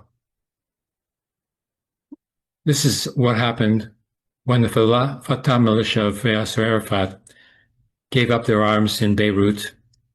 13,000 fighters gave up their arms and left with Arafat for Tunisia, with the promise from the American administration that they would not allow the refugees to be attacked by the local fascist militias called the Phalangists. And General Sharon came along from Israel, made a deal with the Phalangists to go and attack the refugee camps of Sabra and Shatila. Meanwhile, the American administration looked on and didn't say anything to stop it from happening, even though they had promised the security of the refugees. So the current resistance movements in Gaza cannot give up their arms, cannot give up the resistance to the occupation, because that would mean the further massacre, genocide of the Palestinian people in Gaza, and not less, as promised. The Zionists are promising that they would, cease the murder of the Palestinian people in Gaza if Hamas and others gave up their arms. No way. They would just continue the massacre, only increasing it, because who would be there to stop them? And once, the Zionists have the opportunity to use force for their ideological state purposes, they will use that force. This we know. This we know from the lesson of Sabra Shatila, a lesson that should never be forgotten. So, politically, what should be done? If you listen to Western leftists, you get all sorts of, nonsense, blah, blah, in which they talk about either a one-state solution or a two-state solution, as if some formation of state sovereignty is a solution in and of itself, which is not the case. States, nation states in particular, are the disease of Europe that has led to so many wars, continuous wars in Europe, one after the other, and not decreasing in magnitude, but increasing in magnitude, so that the near entire, half the Jewish population of Europe was destroyed during the Holocaust. And in Poland, where my parents come from, more than 90% of the Jewish population was destroyed by the Nazi occupation, including in my family, about 93% of both my maternal and paternal families were destroyed in the Holocaust. Right now, the starvation in Gaza is leading to people dying in a slow but increasing exponential manner. Just because it's, so slow at first, seemingly slow, doesn't mean that there's a collapse coming. And this is an exponential factor when it comes to famine. And may even be worse than exponential, may be hyperbolic. Acceleration of the number of deaths that will arise as a result of the starvation of the Palestinian population. This is what happened to the Jewish population in the Warsaw Ghetto when the food was cut off. And of course, the Jewish people were not allowed to leave. Like so many of the leftists think, that that the Jewish people were allowed to leave, or that the Nazis wanted to expel the Jewish people. No, they wanted to exterminate the Jewish people of Germany and Europe. Would not allow the Jewish people to leave once they had full control. And the only thing that they wanted the Jewish people to do was to work for them as slaves or to be killed off and burnt, so that there would be no trace, so that people would be able to forget, so that the endemic neurosis of the Europeans could be satisfied with the disappearance of their bodies. So what, is Hamas and others, thinking of doing? Well, we know what the Palestinian Authority is thinking of doing. Nothing. They're just waiting for their chance to move into the space and take it over with the authority granted by the Zionist regime. And the model for this is the 2023 contract signed between Egypt, the Palestinian Authority, and Israel for the exploitation of the natural gas resources off the coast of Gaza under the territorial waters of the Mediterranean that belong to Gaza itself and to Palestine. 1.3 trillion cubic feet of natural gas, amounting to, from what I've seen, between $9 billion and $350 billion. I've even heard $500 billion worth of natural gas. It's Egypt who wants it, and that's why Egypt is doing nothing to support the Palestinians of Gaza. What has Hamas proposed? Complete ceasefire. That means no more October the 7th. Isn't that what the Zionists claim that they're seeking to obtain? No. They have planned the occupation of Gaza since a long time. They have maps of the Sinai in which they have allocated a Palestinian territory from which to expel the refugee population of Gaza once again into another territory which is out of the way and easily controlled, surrounded, and in the desert of Sinai, not even on the coast. I've seen the maps. I should dig them up for you. Now, in terms of a political solution, well, the political solution was the Palestinian election of 2006. The first, Arab nation to hold a democratic election, and Hamas was elected the government, despite, what the Palestinian Authority chooses to say. So, let there be another election. We'll see, political formation similar to Hamas, but probably more of a united front, winning the election against the Palestinian Authority, because that's what the Palestinian people want. Now, what does Hamas and the others, propose as a program for such a united front? It's already come out, it was published as an op-ed from Hamas in both the Washington Post and the New York Times quite a while ago. I remember reading them, and I should have copied them because they've disappeared from their archives, calling for mutual state recognition. So it should be very obvious why I say that the presentation here is actually better than the one from Stop Genocide Part 3. Here, the one we have here, within this Stop Genocide Part 4, the presentation by Dr. Weisfeld, his Here and Now podcast, is better because it approaches a question about, what should Hamas do? And that is a question we've all had on our minds as of recently. And he thoroughly went through the reasoning, and I find no real problem with it at all. In fact, I agree. I completely agree, actually. So, the link in the description below on this that one will bring you to Dr. Weisfeld's channel. And I'm still asking to get him up to 1,000 subscribers. Like, it's kind of weird to me that a lot of people are like, yeah, I want to watch communist, content on YouTube, but I don't want to actually watch a real in-life person do in real life activism.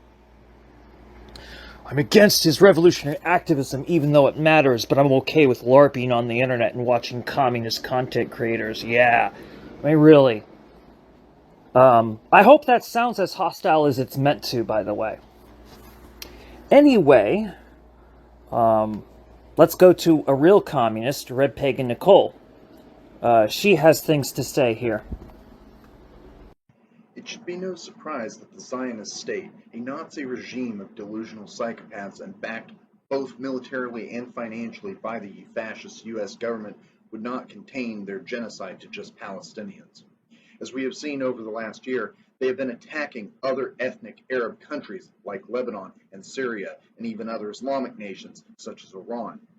Their indiscriminate killing does not care what religion you are, as Christians, Muslims, and yes, even Jewish communities have been victims of Zionist atrocities. Whole Jewish communities are being eradicated in Syria and South Lebanon, and even within the Zionist state itself. Rabbis and Jewish anti-Zionists, who should be correctly referred to as Jewish Palestinians, as they actually stand against the Zionist state's existence, against Zionism itself, and against the genocide of the Palestinian people, are being targeted, arrested, tortured, sexually assaulted, and killed for simply standing against a genocide. These individuals are segregated from the rest of the Jerusalem proper in a neighborhood called Mea Shearim. This community predates the Zionist state. It was founded in 1874. These individuals were welcomed by the native Palestinian people because they did not force themselves upon them like the settler colonizers of the current Zionist state.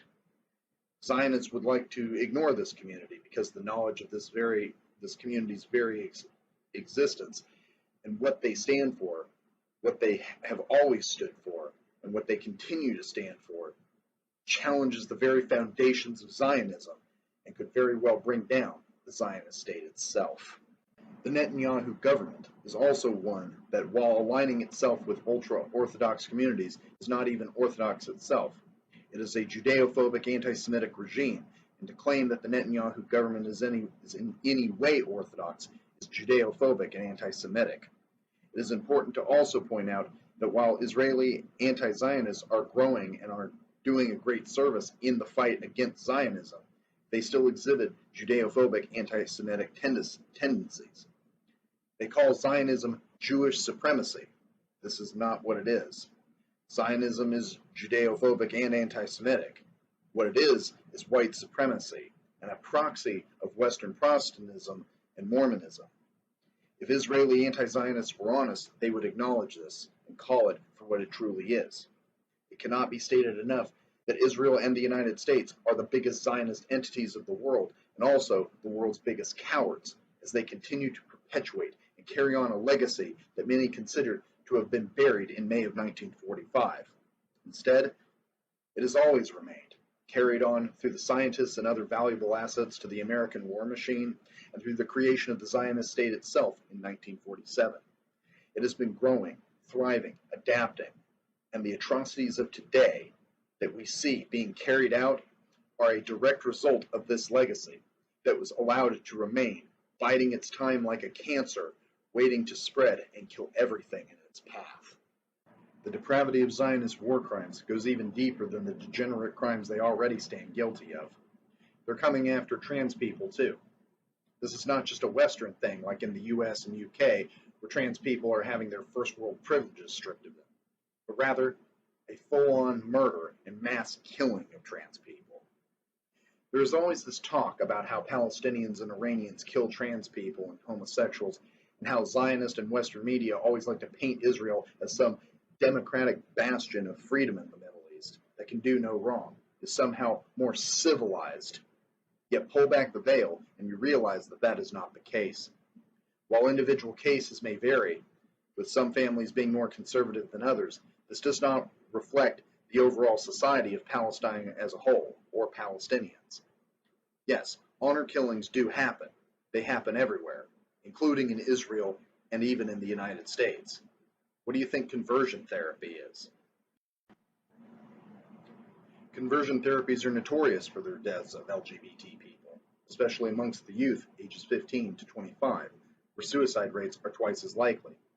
Some may argue that this isn't the same as honor killings. Let's understand that most gay and trans people are in conversion therapy by force, not by choice. often sent there by their family members who are conservative Christians who hope that God will cure them of their gayness or their gender dysphoria. These measures are repressive and often lead to internalized feelings of one's true self, leading to their deaths. It may not be at the hands of others, but these methods by religious zealots are designed to repress, oppress, and suppress LGBT people. And let's not pretend that the end goal is not to kill the LGBT population. These are honor killings in the most cowardly way, designed to get LGBT people to take their own lives so that religious zealots don't have to accept the responsibility of it for themselves. In Palestine, the people there don't often understand homosexuality or gender dysphoria, but society does not look down on them. They are not genocidal towards them like they are in the US, UK, and in Israel. They are not killing these people in the street with wanton abandon.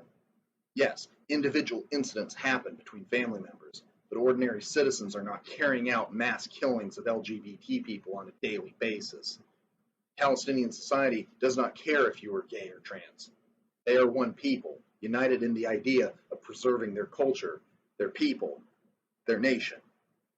They are too concerned with not being indiscriminately killed by the Zionist state.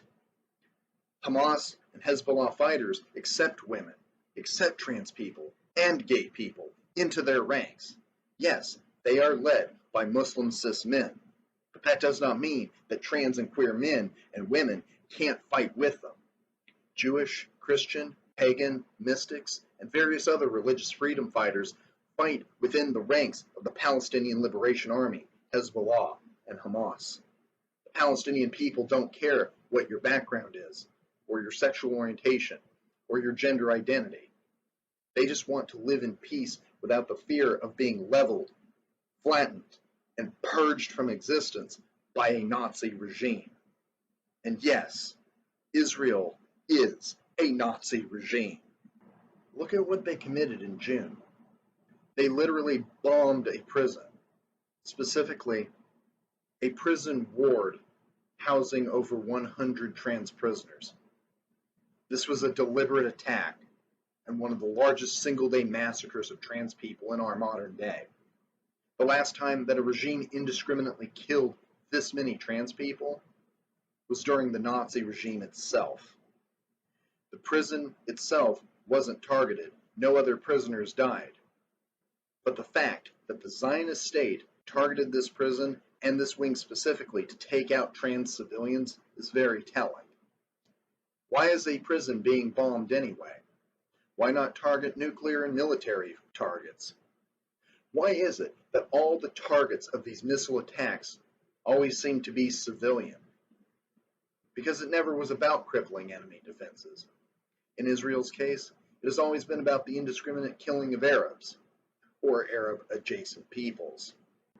This incident isn't even the first time that Israelis have killed trans people. On October 8, 2021, a trans woman known only as Zahava was found hanged in Haifa Memorial Park. This date, coincidentally, happens to be nearly exactly 2 years before the start of the current Intifada. Zahava was Palestinian, and under current Zionist law, Palestinians are not even considered residents or even citizens of Israel, meaning that those living in the so-called State of Israel live life constantly under the microscope, constantly under surveillance, not even being afforded second-class status. Household pets in Israel essentially are more of a citizen than they are. Because of this nonsense, Palestinians often struggle to find work or even housing as they are subjected to rampant discrimination by what is essentially tantamount to white supremacy in Israel. Nazi-esque policies designed to segregate, discriminate, and refuse hospitality to anyone who is Palestinian.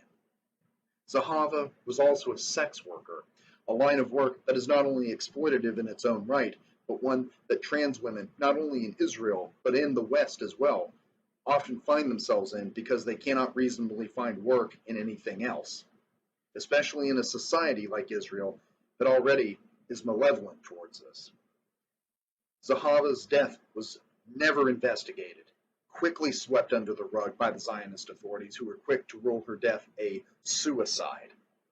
Because why investigate the death of a trans Palestinian woman who was likely murdered by Zionists, likely even by the authorities themselves, when you can just cover it up by saying that she was just another transgender woman who became another worldwide statistic? This is shameful and appalling. It is sickening, and it shows not only the level of Arabophobia and racism, but the utter transphobia that the Zionist state has, the utter contempt that they have for trans people in their society. While homosexuality is tolerated within Israel, it is not necessarily without its own discrimination. In June 2023, a Druze teen, Sarit Ahmad, was just 18 years old when she was shot and killed because of her sexual orientation. It should also be noted that her death was also one of over 100 in the Arab community that were killed in the region that year prior to October 7th. In this case, police tried to blame this on her family, specifically her brothers. But even if that were the case, it does not release the Zionist state or Zionists themselves in general from the other killings that they have carried out against the LGBT community. In fact, in some cases, the LGBT community is just as complicit in homophobia and transphobia as the rest of Zionist society. Cisgender LGBT people in Israel often justify transphobia by making baseless claims that trans people, specifically trans women, are homophobic. This is a baseless lie, and one that is often used as a justification for attacking, assaulting, and killing trans people. The fact of the matter is, most trans people are also part of the queer community themselves. This is not to say that homophobia or internalized transphobia does not exist in the trans community, but it is not a rampant issue like transphobia is within the queer community. It can also be argued that the cis-queer community's transphobia breeds internalized homophobia within their own community, as well as within the trans community and amongst cis-hetero Israelis. This is in no way a justification of homophobia, but the trans-exclusive cis-queer community in Israel does invite this negative energy upon them. If anything, they make themselves out to be gay Nazis by aligning themselves with ultra-Orthodox communities and inadvertently invite homophobia into the community and upon themselves. Cisgender LGBT women, specifically lesbians within the IDF, will commit violent rapes and other sexual crimes against Jewish Palestinian women, i.e., Jewish women who are against the Zionist state and or their genocide against the Palestinian people. These rapes sadly go underreported or unreported entirely because the ability to report them is either too difficult or entirely non-existent. They could report it to the UN peacekeepers, but what is that cowardly piece of shit organization going to do about it? The UN doesn't even want to recognize these women as Palestinians. They don't even want to stand up to the Netanyahu government for fear of pissing off the United States. They can't report it to the Zionist authorities because the Netanyahu government is often the ones ordering these cisgender TERF lesbians to rape these Jewish Palestinian women. And yes, some of these women are trans and queer themselves. In short, when people tell me that I will just be murdered or raped if I go to Palestine, I laugh at them. And these examples are just a few recent ones that I can throw in their face. I can ask them, with what evidence do you have to suggest that any of that will actually happen? What makes you think that I won't suffer a worse fate at the hands of the Zionists? The fact that I am pro-Palestine, a third worldist, and not an ignorant Westerner and white supremacist like those individuals, makes me more likely to be accepted by Palestinians. The fact that I would be willing to join up in a heartbeat and fight for them would likely be met more by respect than anything else. My gender identity, the fact that I speak out against Zionist war crimes and take no nonsense from the queer community, easily makes me more of a target in Israel than I ever would be in Palestine. And I'd be willing to test this theory if someone would be willing to put their money where their mouth is and fund my trip. Okay, so furthering of what Red Peg and Nikole said I will do after I show you this. So I did say I'd get the correct spelling. That's the city I'm referring to. I believe it's right outside Jerusalem, Bnei Brak. Bnei Brak is a Jewish Orthodox community of Torah observant Jewish people who are citizens of the state of Israel. And many of them would call themselves non-Zionist as opposed to calling themselves anti-Zionist. That term non-Zionist doesn't mean much to me because it implies neutrality to Zionism. Non-Zionist is like saying non-Nazi. It's not like when I say non-communist. When I say non-communist, I'm telling you that I'm a socialist, but I'm not a communist because I don't believe in the utilitarian push for equality before proper equity, which will take a long time. So, yeah. I do want to clarify that. But anyway, the religious communities of Bnei Brak have a lot to do with what's caused the Knesset split. As the whole deal was for them to help with the Netanyahu government meant that they would for sure have the divinity exemption so that they would not be involved in the wars because they don't believe in the wars. The truth is, even Jewish communities who are soft towards the Zionists cannot, at the end of the day, be equated with the Zionists on an ideological level, because Zionism and Judaism, they just do not mix. They do not mix. There's no compatibility there.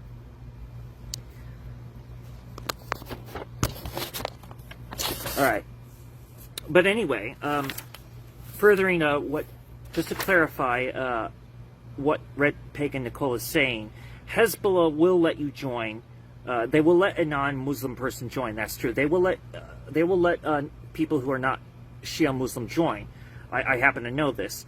But just to clarify, the leadership to be part of the leadership position, though, you must be a heterosexual cisgender Shia Muslim man to be in any of the leadership positions. Now, Hamas is a bit different. You have to actually be a cisgender heterosexual Muslim to be in Hamas. I don't know if you have to be a man or a woman to be in the leadership position, but to be even part of Hamas, you do have to be a cisgender heterosexual Muslim. And I think you have to be Sunni. That part I'm not so clear on, probably because it's technically a break off of the Muslim Brotherhood. But anyway, Hamas is a bit different. So you must be a cisgender heterosexual person who is Muslim to be part of it. Or at least this is the case when I last knew of it. However, Hamas is for coalition building. Building up the very groups and demographics that Red Pagan Nikole said. So I'm not saying, so I have to give these clarifications if I know that there's some facts that got confused, and she did confuse a couple facts, but I would say 95% of what she just said is completely spot on. But it's important to make clear that it's not that you can join Hamas and not be a Muslim. You can be part of the coalition. Hamas encourages the building of coalitions. In fact, several people that I've spoken to on good authority about Hamas told me that this had a lot to do with why they broke off the Muslim Brotherhood, because the Muslim Brotherhood is ridiculously sectarian, where Hamas, they want to work with other organizations. They always say that they do. They want to work with all kinds of people. So Hamas is Hamas, but Hamas would maintain itself in Gaza as the spearhead of a greater coalition, which they themselves encourage that coalition. And oftentimes, yeah, surprise, surprise, a lot of times these different groups that are in coalition with Hamas, they're not always straight and heterosexual and cisgender. Sometimes they're transgender, sometimes they're bisexual, lesbian, homosexual, yeah. Different religions, mystics, like, she's not wrong with that. It's just I should clarify that, whereas Hezbollah, you don't exactly have to be a Shia Muslim to join. You just have to be a Shia Muslim to be a leader in there. And the last I know, a man as well. But that's an interesting thing they don't tell you. Hamas is open to having different divisions within itself. Jewish divisions, Christian divisions, Kurdish divisions, any division necessary. I think that they're even okay with having a full women's division, but like, why bother? You know, the perception that, oh, there's a lot of extra sexism in there is not true. You could, yes, make the claim that it's a bit more patriarchal per se, but it's not exactly sexist. And patriarchy, if anybody knows me, they know why I, on a lot of religious political grounds, object to using that term. If you want to use a term which has, you should use popery if you're going to say that. Otherwise, just call it what it is. Global male chauvinism, which remains an issue, and that is why even now, women's liberation is absolutely necessary. And only certain forms of feminism are actually into the real women's liberation, and I won't take that back. Hey, I'm not an anti-feminist, okay? I'm a non-feminist. I can't be an anti-feminist because feminism's not a monolith, and some feminists are absolutely righteous.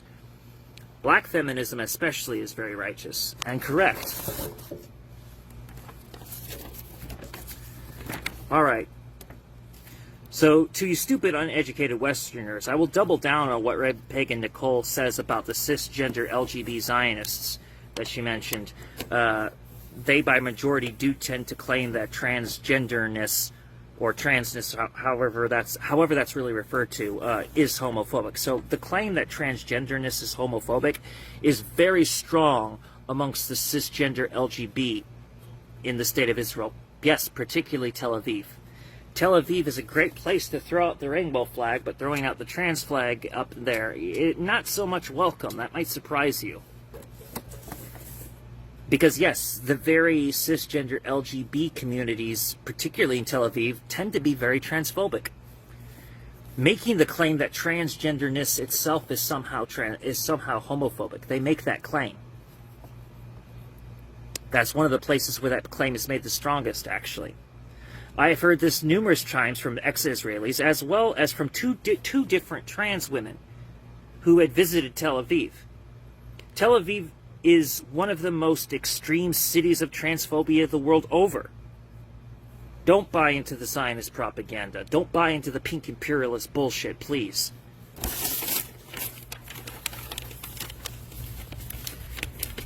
Now, just to clarify something else here, though, I'm unaware of any LGBTQ plus in Meir Sharim. However, what Nikole said about cisgender lesbians raping ultra-Orthodox Jewish women in Meir Sharim, I have actually known about this for a very long time, but I have not spoken of so for fear of being labeled homophobic or transphobic or any kind of phobic, or even fear of attempting to somehow, sneakily colonize Meir Sharim into becoming queer, which I wouldn't do any of these things on any of these fronts. But I'm so glad that she mentioned this because, yeah, the TERF lesbians, the TERF lesbians in the IDF, they do actually rape women in Meir Sharim. They do. They actually do that. And what I have heard, though, is there's been a couple incidences where, in order for a trans person to prove themselves within the IDF, they'll send them to attack people in Meir Sharim. Now, that I have heard before. So, I just needed to do that. I needed to back up what Nikole was saying and also give clarifications and corrections of things I understand and due to some errors she made.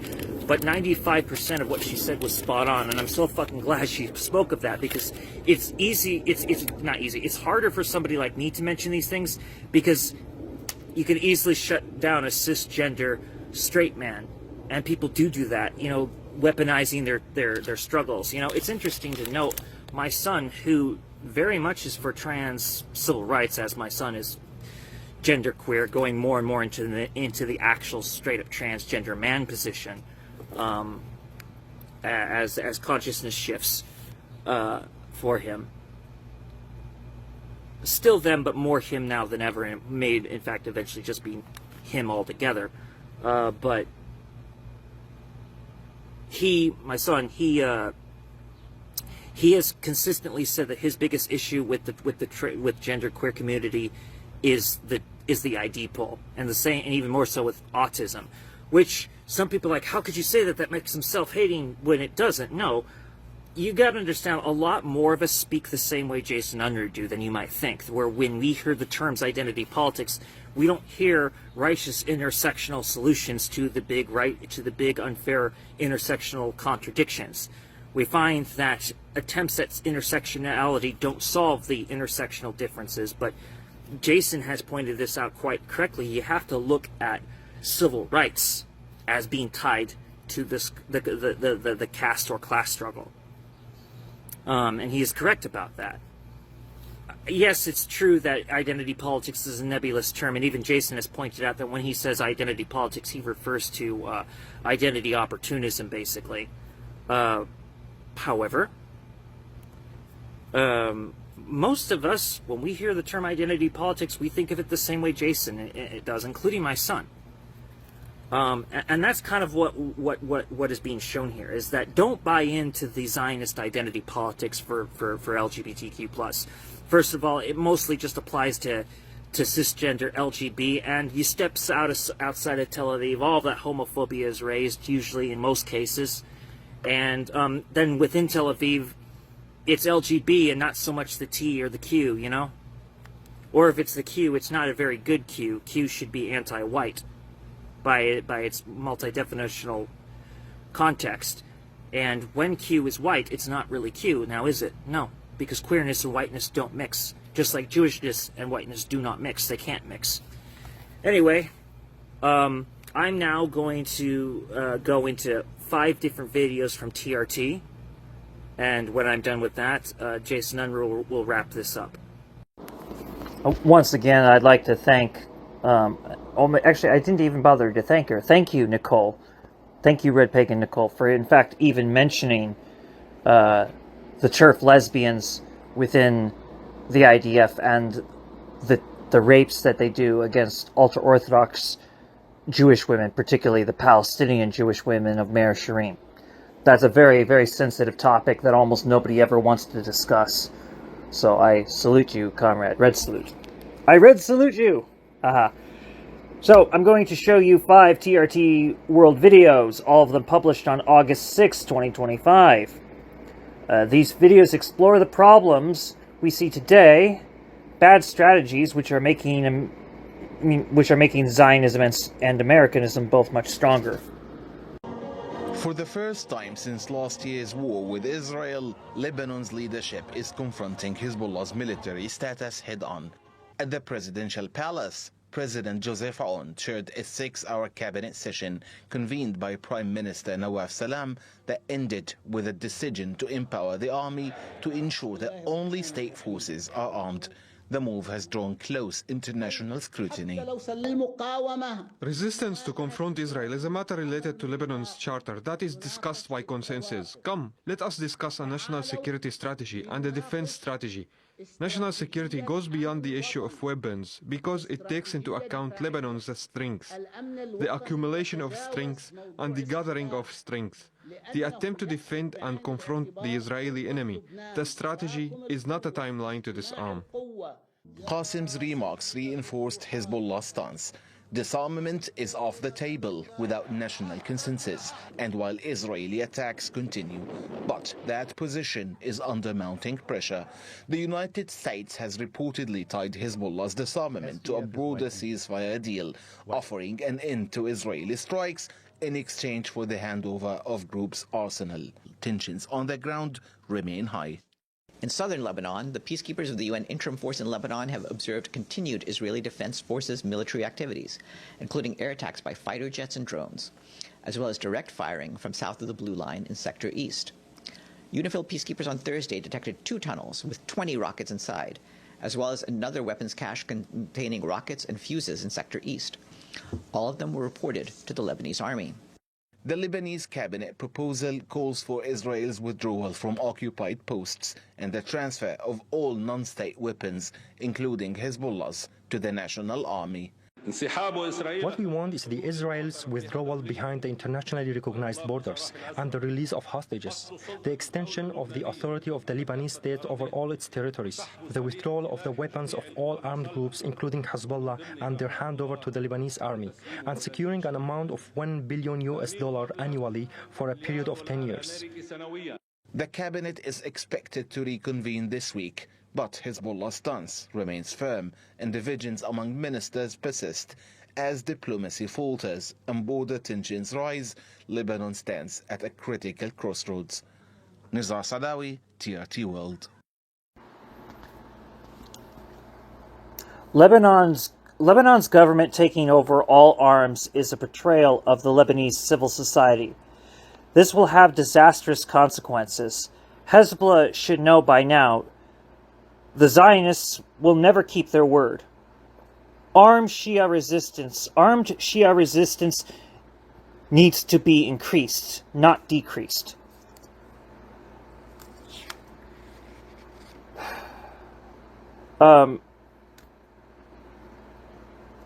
Much of this need for the government of Lebanon to seize arms, this may be due to not the proletarian Islamic forces in the country, but the bourgeois Islamic forces of the country, which fear communists in the region. Of course, that is more of the fault of those very communists for their assimilationist positions than anything. And that does not mean that bourgeois forces shutting down any kind of socialist forces, whether it be socialist, anarchist, or communist, can be okay or just absolved. It's wrong when bourgeois forces take down any kind of socialist force, including communists. But communists have a lot of assimilationist rhetoric, and in my experience, as much as I appreciate Arab communists for being more inclusive doesn't necessarily mean they are without assimilationist behavior, which remains part of the objection that I have towards communists. But anyway, yeah. Nearly a week into her hunger strike, Hanadi Hadalin sits in her home crying, surrounded by her 3 toddlers. Their father, 31-year-old Odeh Hadalin, was well respected at home and abroad for his work pushing back against illegal Israeli expansion and the unrelenting violence by settlers. Most notable was his collaboration on the Oscar-winning film No Other Land. From the beginning, Odeh was confident in the international community and the humanity of the world. All the violence of Israeli settlers that Odeh documented and relate to the world is why they are doing this to him. Odeh was shot and killed in South Hebron Hills while sitting with his 2-year-old son. An Israeli settler, Yinon Levy, known for his brutal assaults on Palestinians, was taken into custody for the attack, but released after only 1 day. He didn't just kill one person, he killed an entire family, an entire community. He didn't take one life, he took all of our lives. Meanwhile, there has been no funeral for Odeh as Israeli police refuse to release his body, stating that his family must agree to certain conditions.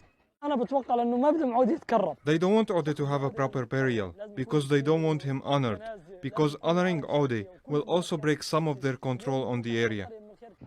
More than 70 women, as well as international activists, have gone on hunger strike demanding his body be returned, a testament to the far-reaching impact of Odeh's work. Palestinians in South Hebron are facing increasing forced displacement and even death at the hands of illegal Israeli settlers, often with the support of Israeli authorities. They are calling on the international community to help them achieve their basic right to live safely without suffering Israeli violence or forced evictions. Mariam Barghouti, TRT World, Hebron, occupied West Bank. It took 10 days. 10 fucking days, mind you. It took 10 days to release Odeh's body. Shameful. Absolutely shameful. It took 10 days to release his body. Gosh, man. The state of Israel has no right to exist. Any tolerance towards its existence is no different than tolerating Nazism. In fact, I am going to say this. Zionism is way worse than Nazism. At least Nazis didn't go around cosplaying as Jewish. I hate the frickin' Nazis. Fuck the Nazis. I have the most violent rhetoric that I could use at Nazis. I just need to calm it down because I don't want to get Jason in trouble. But Like, I encourage really nasty shit being done to Nazis. And it doesn't make me self-hating Jewish that I encourage even 10 times more vulgar crap towards the Zionists. Zionists are definitely worse than Nazis. Nazis did not go around cosplaying as Jewish. But it took 10 days to release Odeh's body. Reprehensible. That cloud of dust is where Umayyad used to live. Umayyad is a pseudonym. It's only when she politely declines to give us her real name that her deadpan expression breaks. Israeli bulldozers are ripping through her neighborhood. She's one of at least 25,000 people who have been forcibly displaced from Tulkarm. شعور لا يتوصف يعني تحس قلبك يتمزع على جيرانك على دارك فيش شيء ينحكي. Basil can't use words to describe the pain. He's deaf and mute. Shukran. You don't need much explanation or words to actually explain what's happening behind as all these people are waiting day after day, hour after hour. The Israeli military told them it would only be a couple days. That was over 5 months ago. Israel has been demolishing Palestinian homes at rates not seen in the last half-century, with the UN recording a 200% increase in the number of Palestinians forcibly displaced since October 7th. Just like the early pioneers of Zionism in the 1900s and the 1920s were determined to dry the swamps. The Israeli government has approved its highest number ever of illegal settlements, amounting to the largest land grab in the last 30 years. It's our turn. It's our turn to settle the land. It was in our mind to do it without disturbance to anybody, without stealing, without threatening, without getting involved in any of the fights that have existed. But people already exist on this land. They always have. Zoom in. I want to see how many rooms are left in my home, Ahmed says. He wants to know if he has enough of a home to go back to. But the dust is too thick to be sure. بنام بالشارع كل الناس هيك زيي إذا بدي أروح على داري يا يطخني يا يقتلني وهي داري ملكي طخوا على الناس طخوا قاعدين هنا علينا. People here have started to scatter after those 2 gunshots that you've heard coming from the area of the demolition that's taking place behind us. Although the residents of Tulkarm can't save their homes, they can keep fighting to keep their spirit alive. But the eyes always belie the depth of the pain. 100 of Tulkarm's former residents are sheltering in this unfinished school. Misk has no friends to chase her or play hide and seek. She says she misses them. Misk remembers what happened, but can't fully comprehend how big of a cage she's in as Israel moves towards annexing the whole of the West Bank. At just 10 years old, her older brother Omar does understand. He makes me feel like I'm talking to an adult. He describes how Israeli soldiers fired at them while forcing them out of their homes.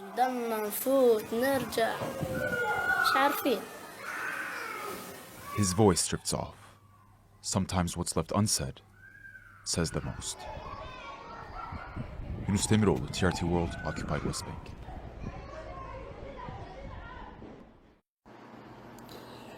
The Hebrew forces displaced. Okay, let me say that according to how they want, even though there's no such thing as Israeli. The Israeli forces displaced thousands of Palestinians. The demolitions are never going to stop unless the so-called State of Israel ceases to exist as a country. The majority of Hebrews, falsely calling themselves Israeli, need re-education forced upon them.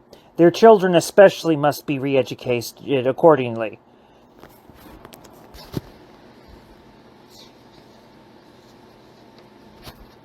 And that should not be controversial, what I'm saying. I mean, apparently it's okay to snatch children away from Greek Orthodox Christians, traditional Sunni Muslims, and ultra-Orthodox Jews. but who, by the way, are not going to typically try to force themselves on anybody. But it's controversial if I say that the average Israeli child needs to be taken from their parents and re-educated. Should not be controversial at all. This should be aggressively stated as much as possible. And yes, aggressively stated. You know, I'm going to give you a thing to remember here. Civil society is the base. The civil society is the base. The state is the superstructure. Also, economy is the base, but the market is the superstructure. And if you have if you're so twisted and stupid and utilitarian that you don't see what I mean, how can I just? I'm going to prove it right now. I'm going to prove right now that the civil society is the base and the state is the superstructure. The Palestinians do not have a state. They are kept together through their own civil society. It is their own civil society that keeps them together. The fact that there is still communication between West Bank and Gaza is due to civil society. Also, the state of Israel is what keeps the Hebrews, who falsely call themselves Israeli, together. The civil society, the civil society of the state of Israel, the civil society, the Hebrew civil society, which falsely calls itself Israelis, is constantly fractured and they just hate each other. I mean, think about it. You have cisgender LGB in Tel Aviv who hates religion, typically, most of them. And then you have the differing levels of religious communities who hate everything LGBTQ+. I mean, also the fact that Mizrahim are looked down on by both Ashkenazim and Sephardim. The Sephardim hate the Ashkenazim, and they are pretty much the middle caste. And the Ashkenazim are the upper caste, but they want to continue to, utilize the Sephardim, who they don't really like, but they love the way they speak. It's just a big fuck fest of fucking exploitations. So, let's just be clear here, if you were to take away the Zionist state, the civil society of the Hebrews would fracture quickly. But the Palestinian civil society is kept together because their culture is organically there, and they don't even have a state. The civil society is the base. The state is the superstructure. Economy is the base. Market is the superstructure. Economy is as simple as if I trade you my cell phone for your cell phone. That's economy. But markets which set prices, that's superstructure. I hope I've offended many communists just now. I don't hate the real communists, as I've said before, but majority of you can't be real at all because you're stuck jacking off the Soviet Union and, Mao Zedong China, even though, these projects... It's the thing. You want to know what? I respect real communists. I respect communists. You guys brought revolution. That's what you can say that other leftists can't really say. But here's the problem. You brought revolution, but you couldn't keep revolution. Your inability to keep revolution means there's something systemically incorrect in your theories. Stop being emotional and take your fucking medication. President Donald Trump was making a rare appearance on the White House roof. As he toured the site he's planning to renovate, he was asked by reporters what he plans to build. Mr. President, what are you doing up there? Taking a little walk. As he turned and left, he uttered nuclear missiles. He may not have been serious, but it comes after a recent war of words between Trump and the former Russian president Dmitry Medvedev, who suggested Trump was pushing the US and Russia towards war with a threat of new sanctions and reminding Trump of Russia's nuclear capabilities. President Trump responded by repositioning 2 nuclear submarines closer to Russia. And a threat was made, and we didn't think it was appropriate, so I have to be very careful. So I do that on the basis of safety for our people. A threat was made by a former president of Russia, and we're going to protect our people. The Kremlin has since tried to defuse tensions, but announced it will stop abiding by a decades-old nuclear missile treaty with the US, raising fears of a return to a Cold War-style arms race. Sharon Squassoni worked for several years at the US Arms Control and Disarmament Agency and the State Department. She says there's always a danger of a miscalculation.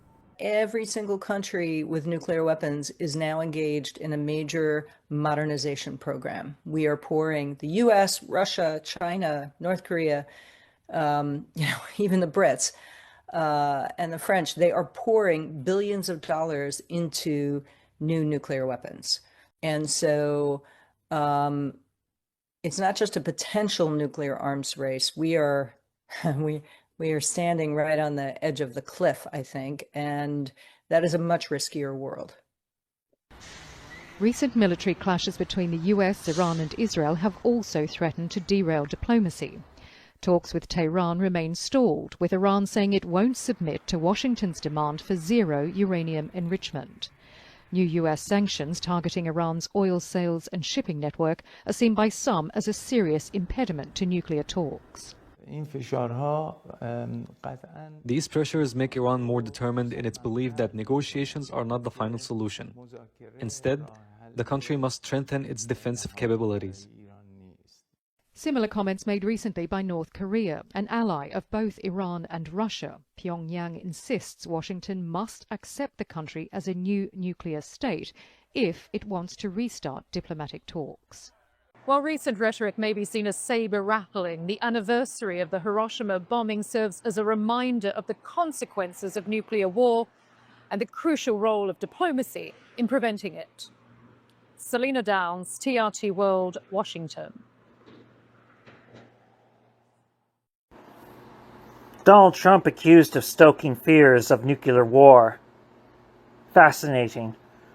Trump is all too happy to celebrate the bombing of Hiroshima because he's a sick fuck. He's a sick, twisted fuck. There has never been a United States president who represented the true nature of the USA.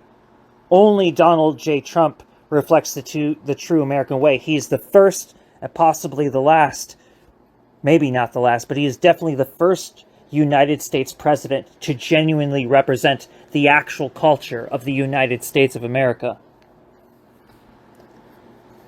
As long as the USA, as long as the United States of America exists, the entire world is on the brink of extinction. It is time to direct our efforts into doing all that we can to basically take those American values, drag them through the mud, humiliate them, defecate them with shit as much as possible. It's either this, or you are a piece of shit fascist. There is no good America. There's no good side of America. There's just a bunch of refugee culture that's stuck in America, that's been possibly, violently, brainwashed into it. Not possibly, it is.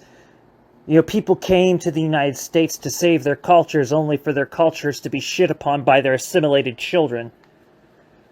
Fuck the United States of America.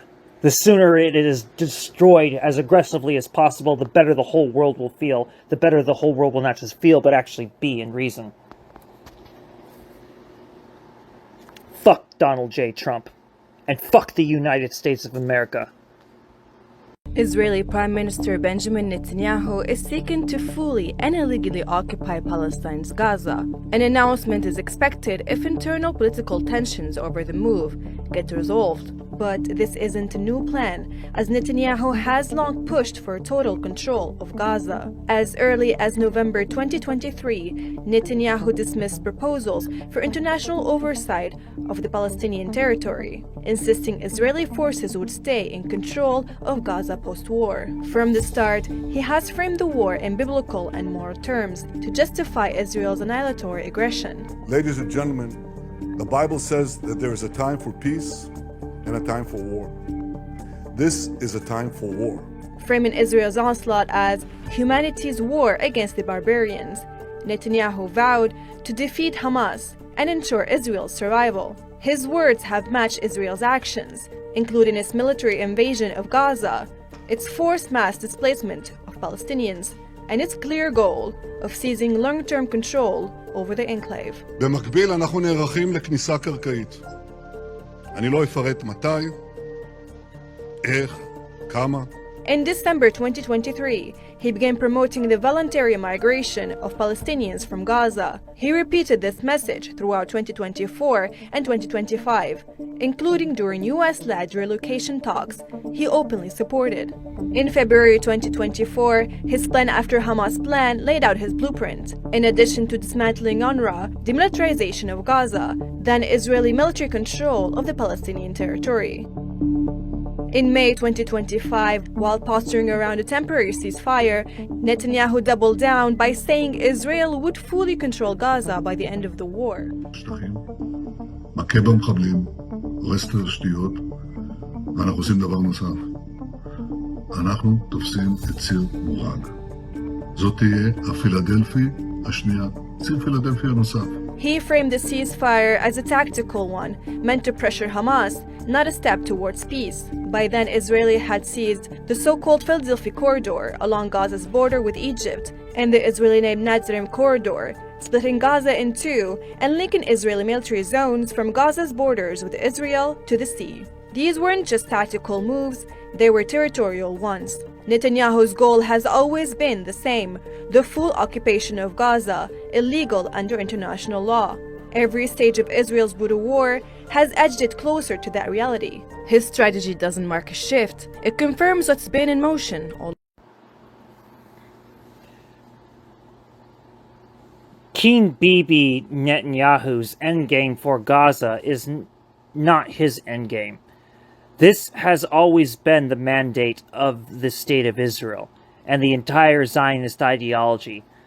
Liberal Zionists and leftist Zionist ideologies are proxy ideologies meant for fascists in denial.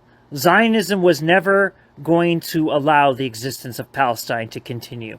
Tolerance for the State of Israel is what sealed the fate of Palestine, or so it was seen. Palestine has a better ability to survive than people want to say. So direct your efforts to saving Palestine, or stop calling yourself a leftist, you fucking counter-revolutionaries. If we hope to save Palestine, then we must demoralize the average Hebrew settler. And we must drop nonviolence and denounce nonviolence for what it is. Nonviolence is Stockholm Syndrome. Now, I've heard that there's really no such thing, apparently, as Stockholm Syndrome, except I've met people with the symptoms that we would call Stockholm Syndrome. And yes, nonviolence is Stockholm Syndrome. Stockholm Syndrome is nonviolence. The only justified nonviolence is if you're using nonviolence as a tactic. But to have the philosophy of nonviolence is degeneracy at max. It means you don't give two shits about your family members, you don't give two shits about your neighbors, or anybody. Nonviolence means, please, violate me as much as possible. That's all it can possibly mean.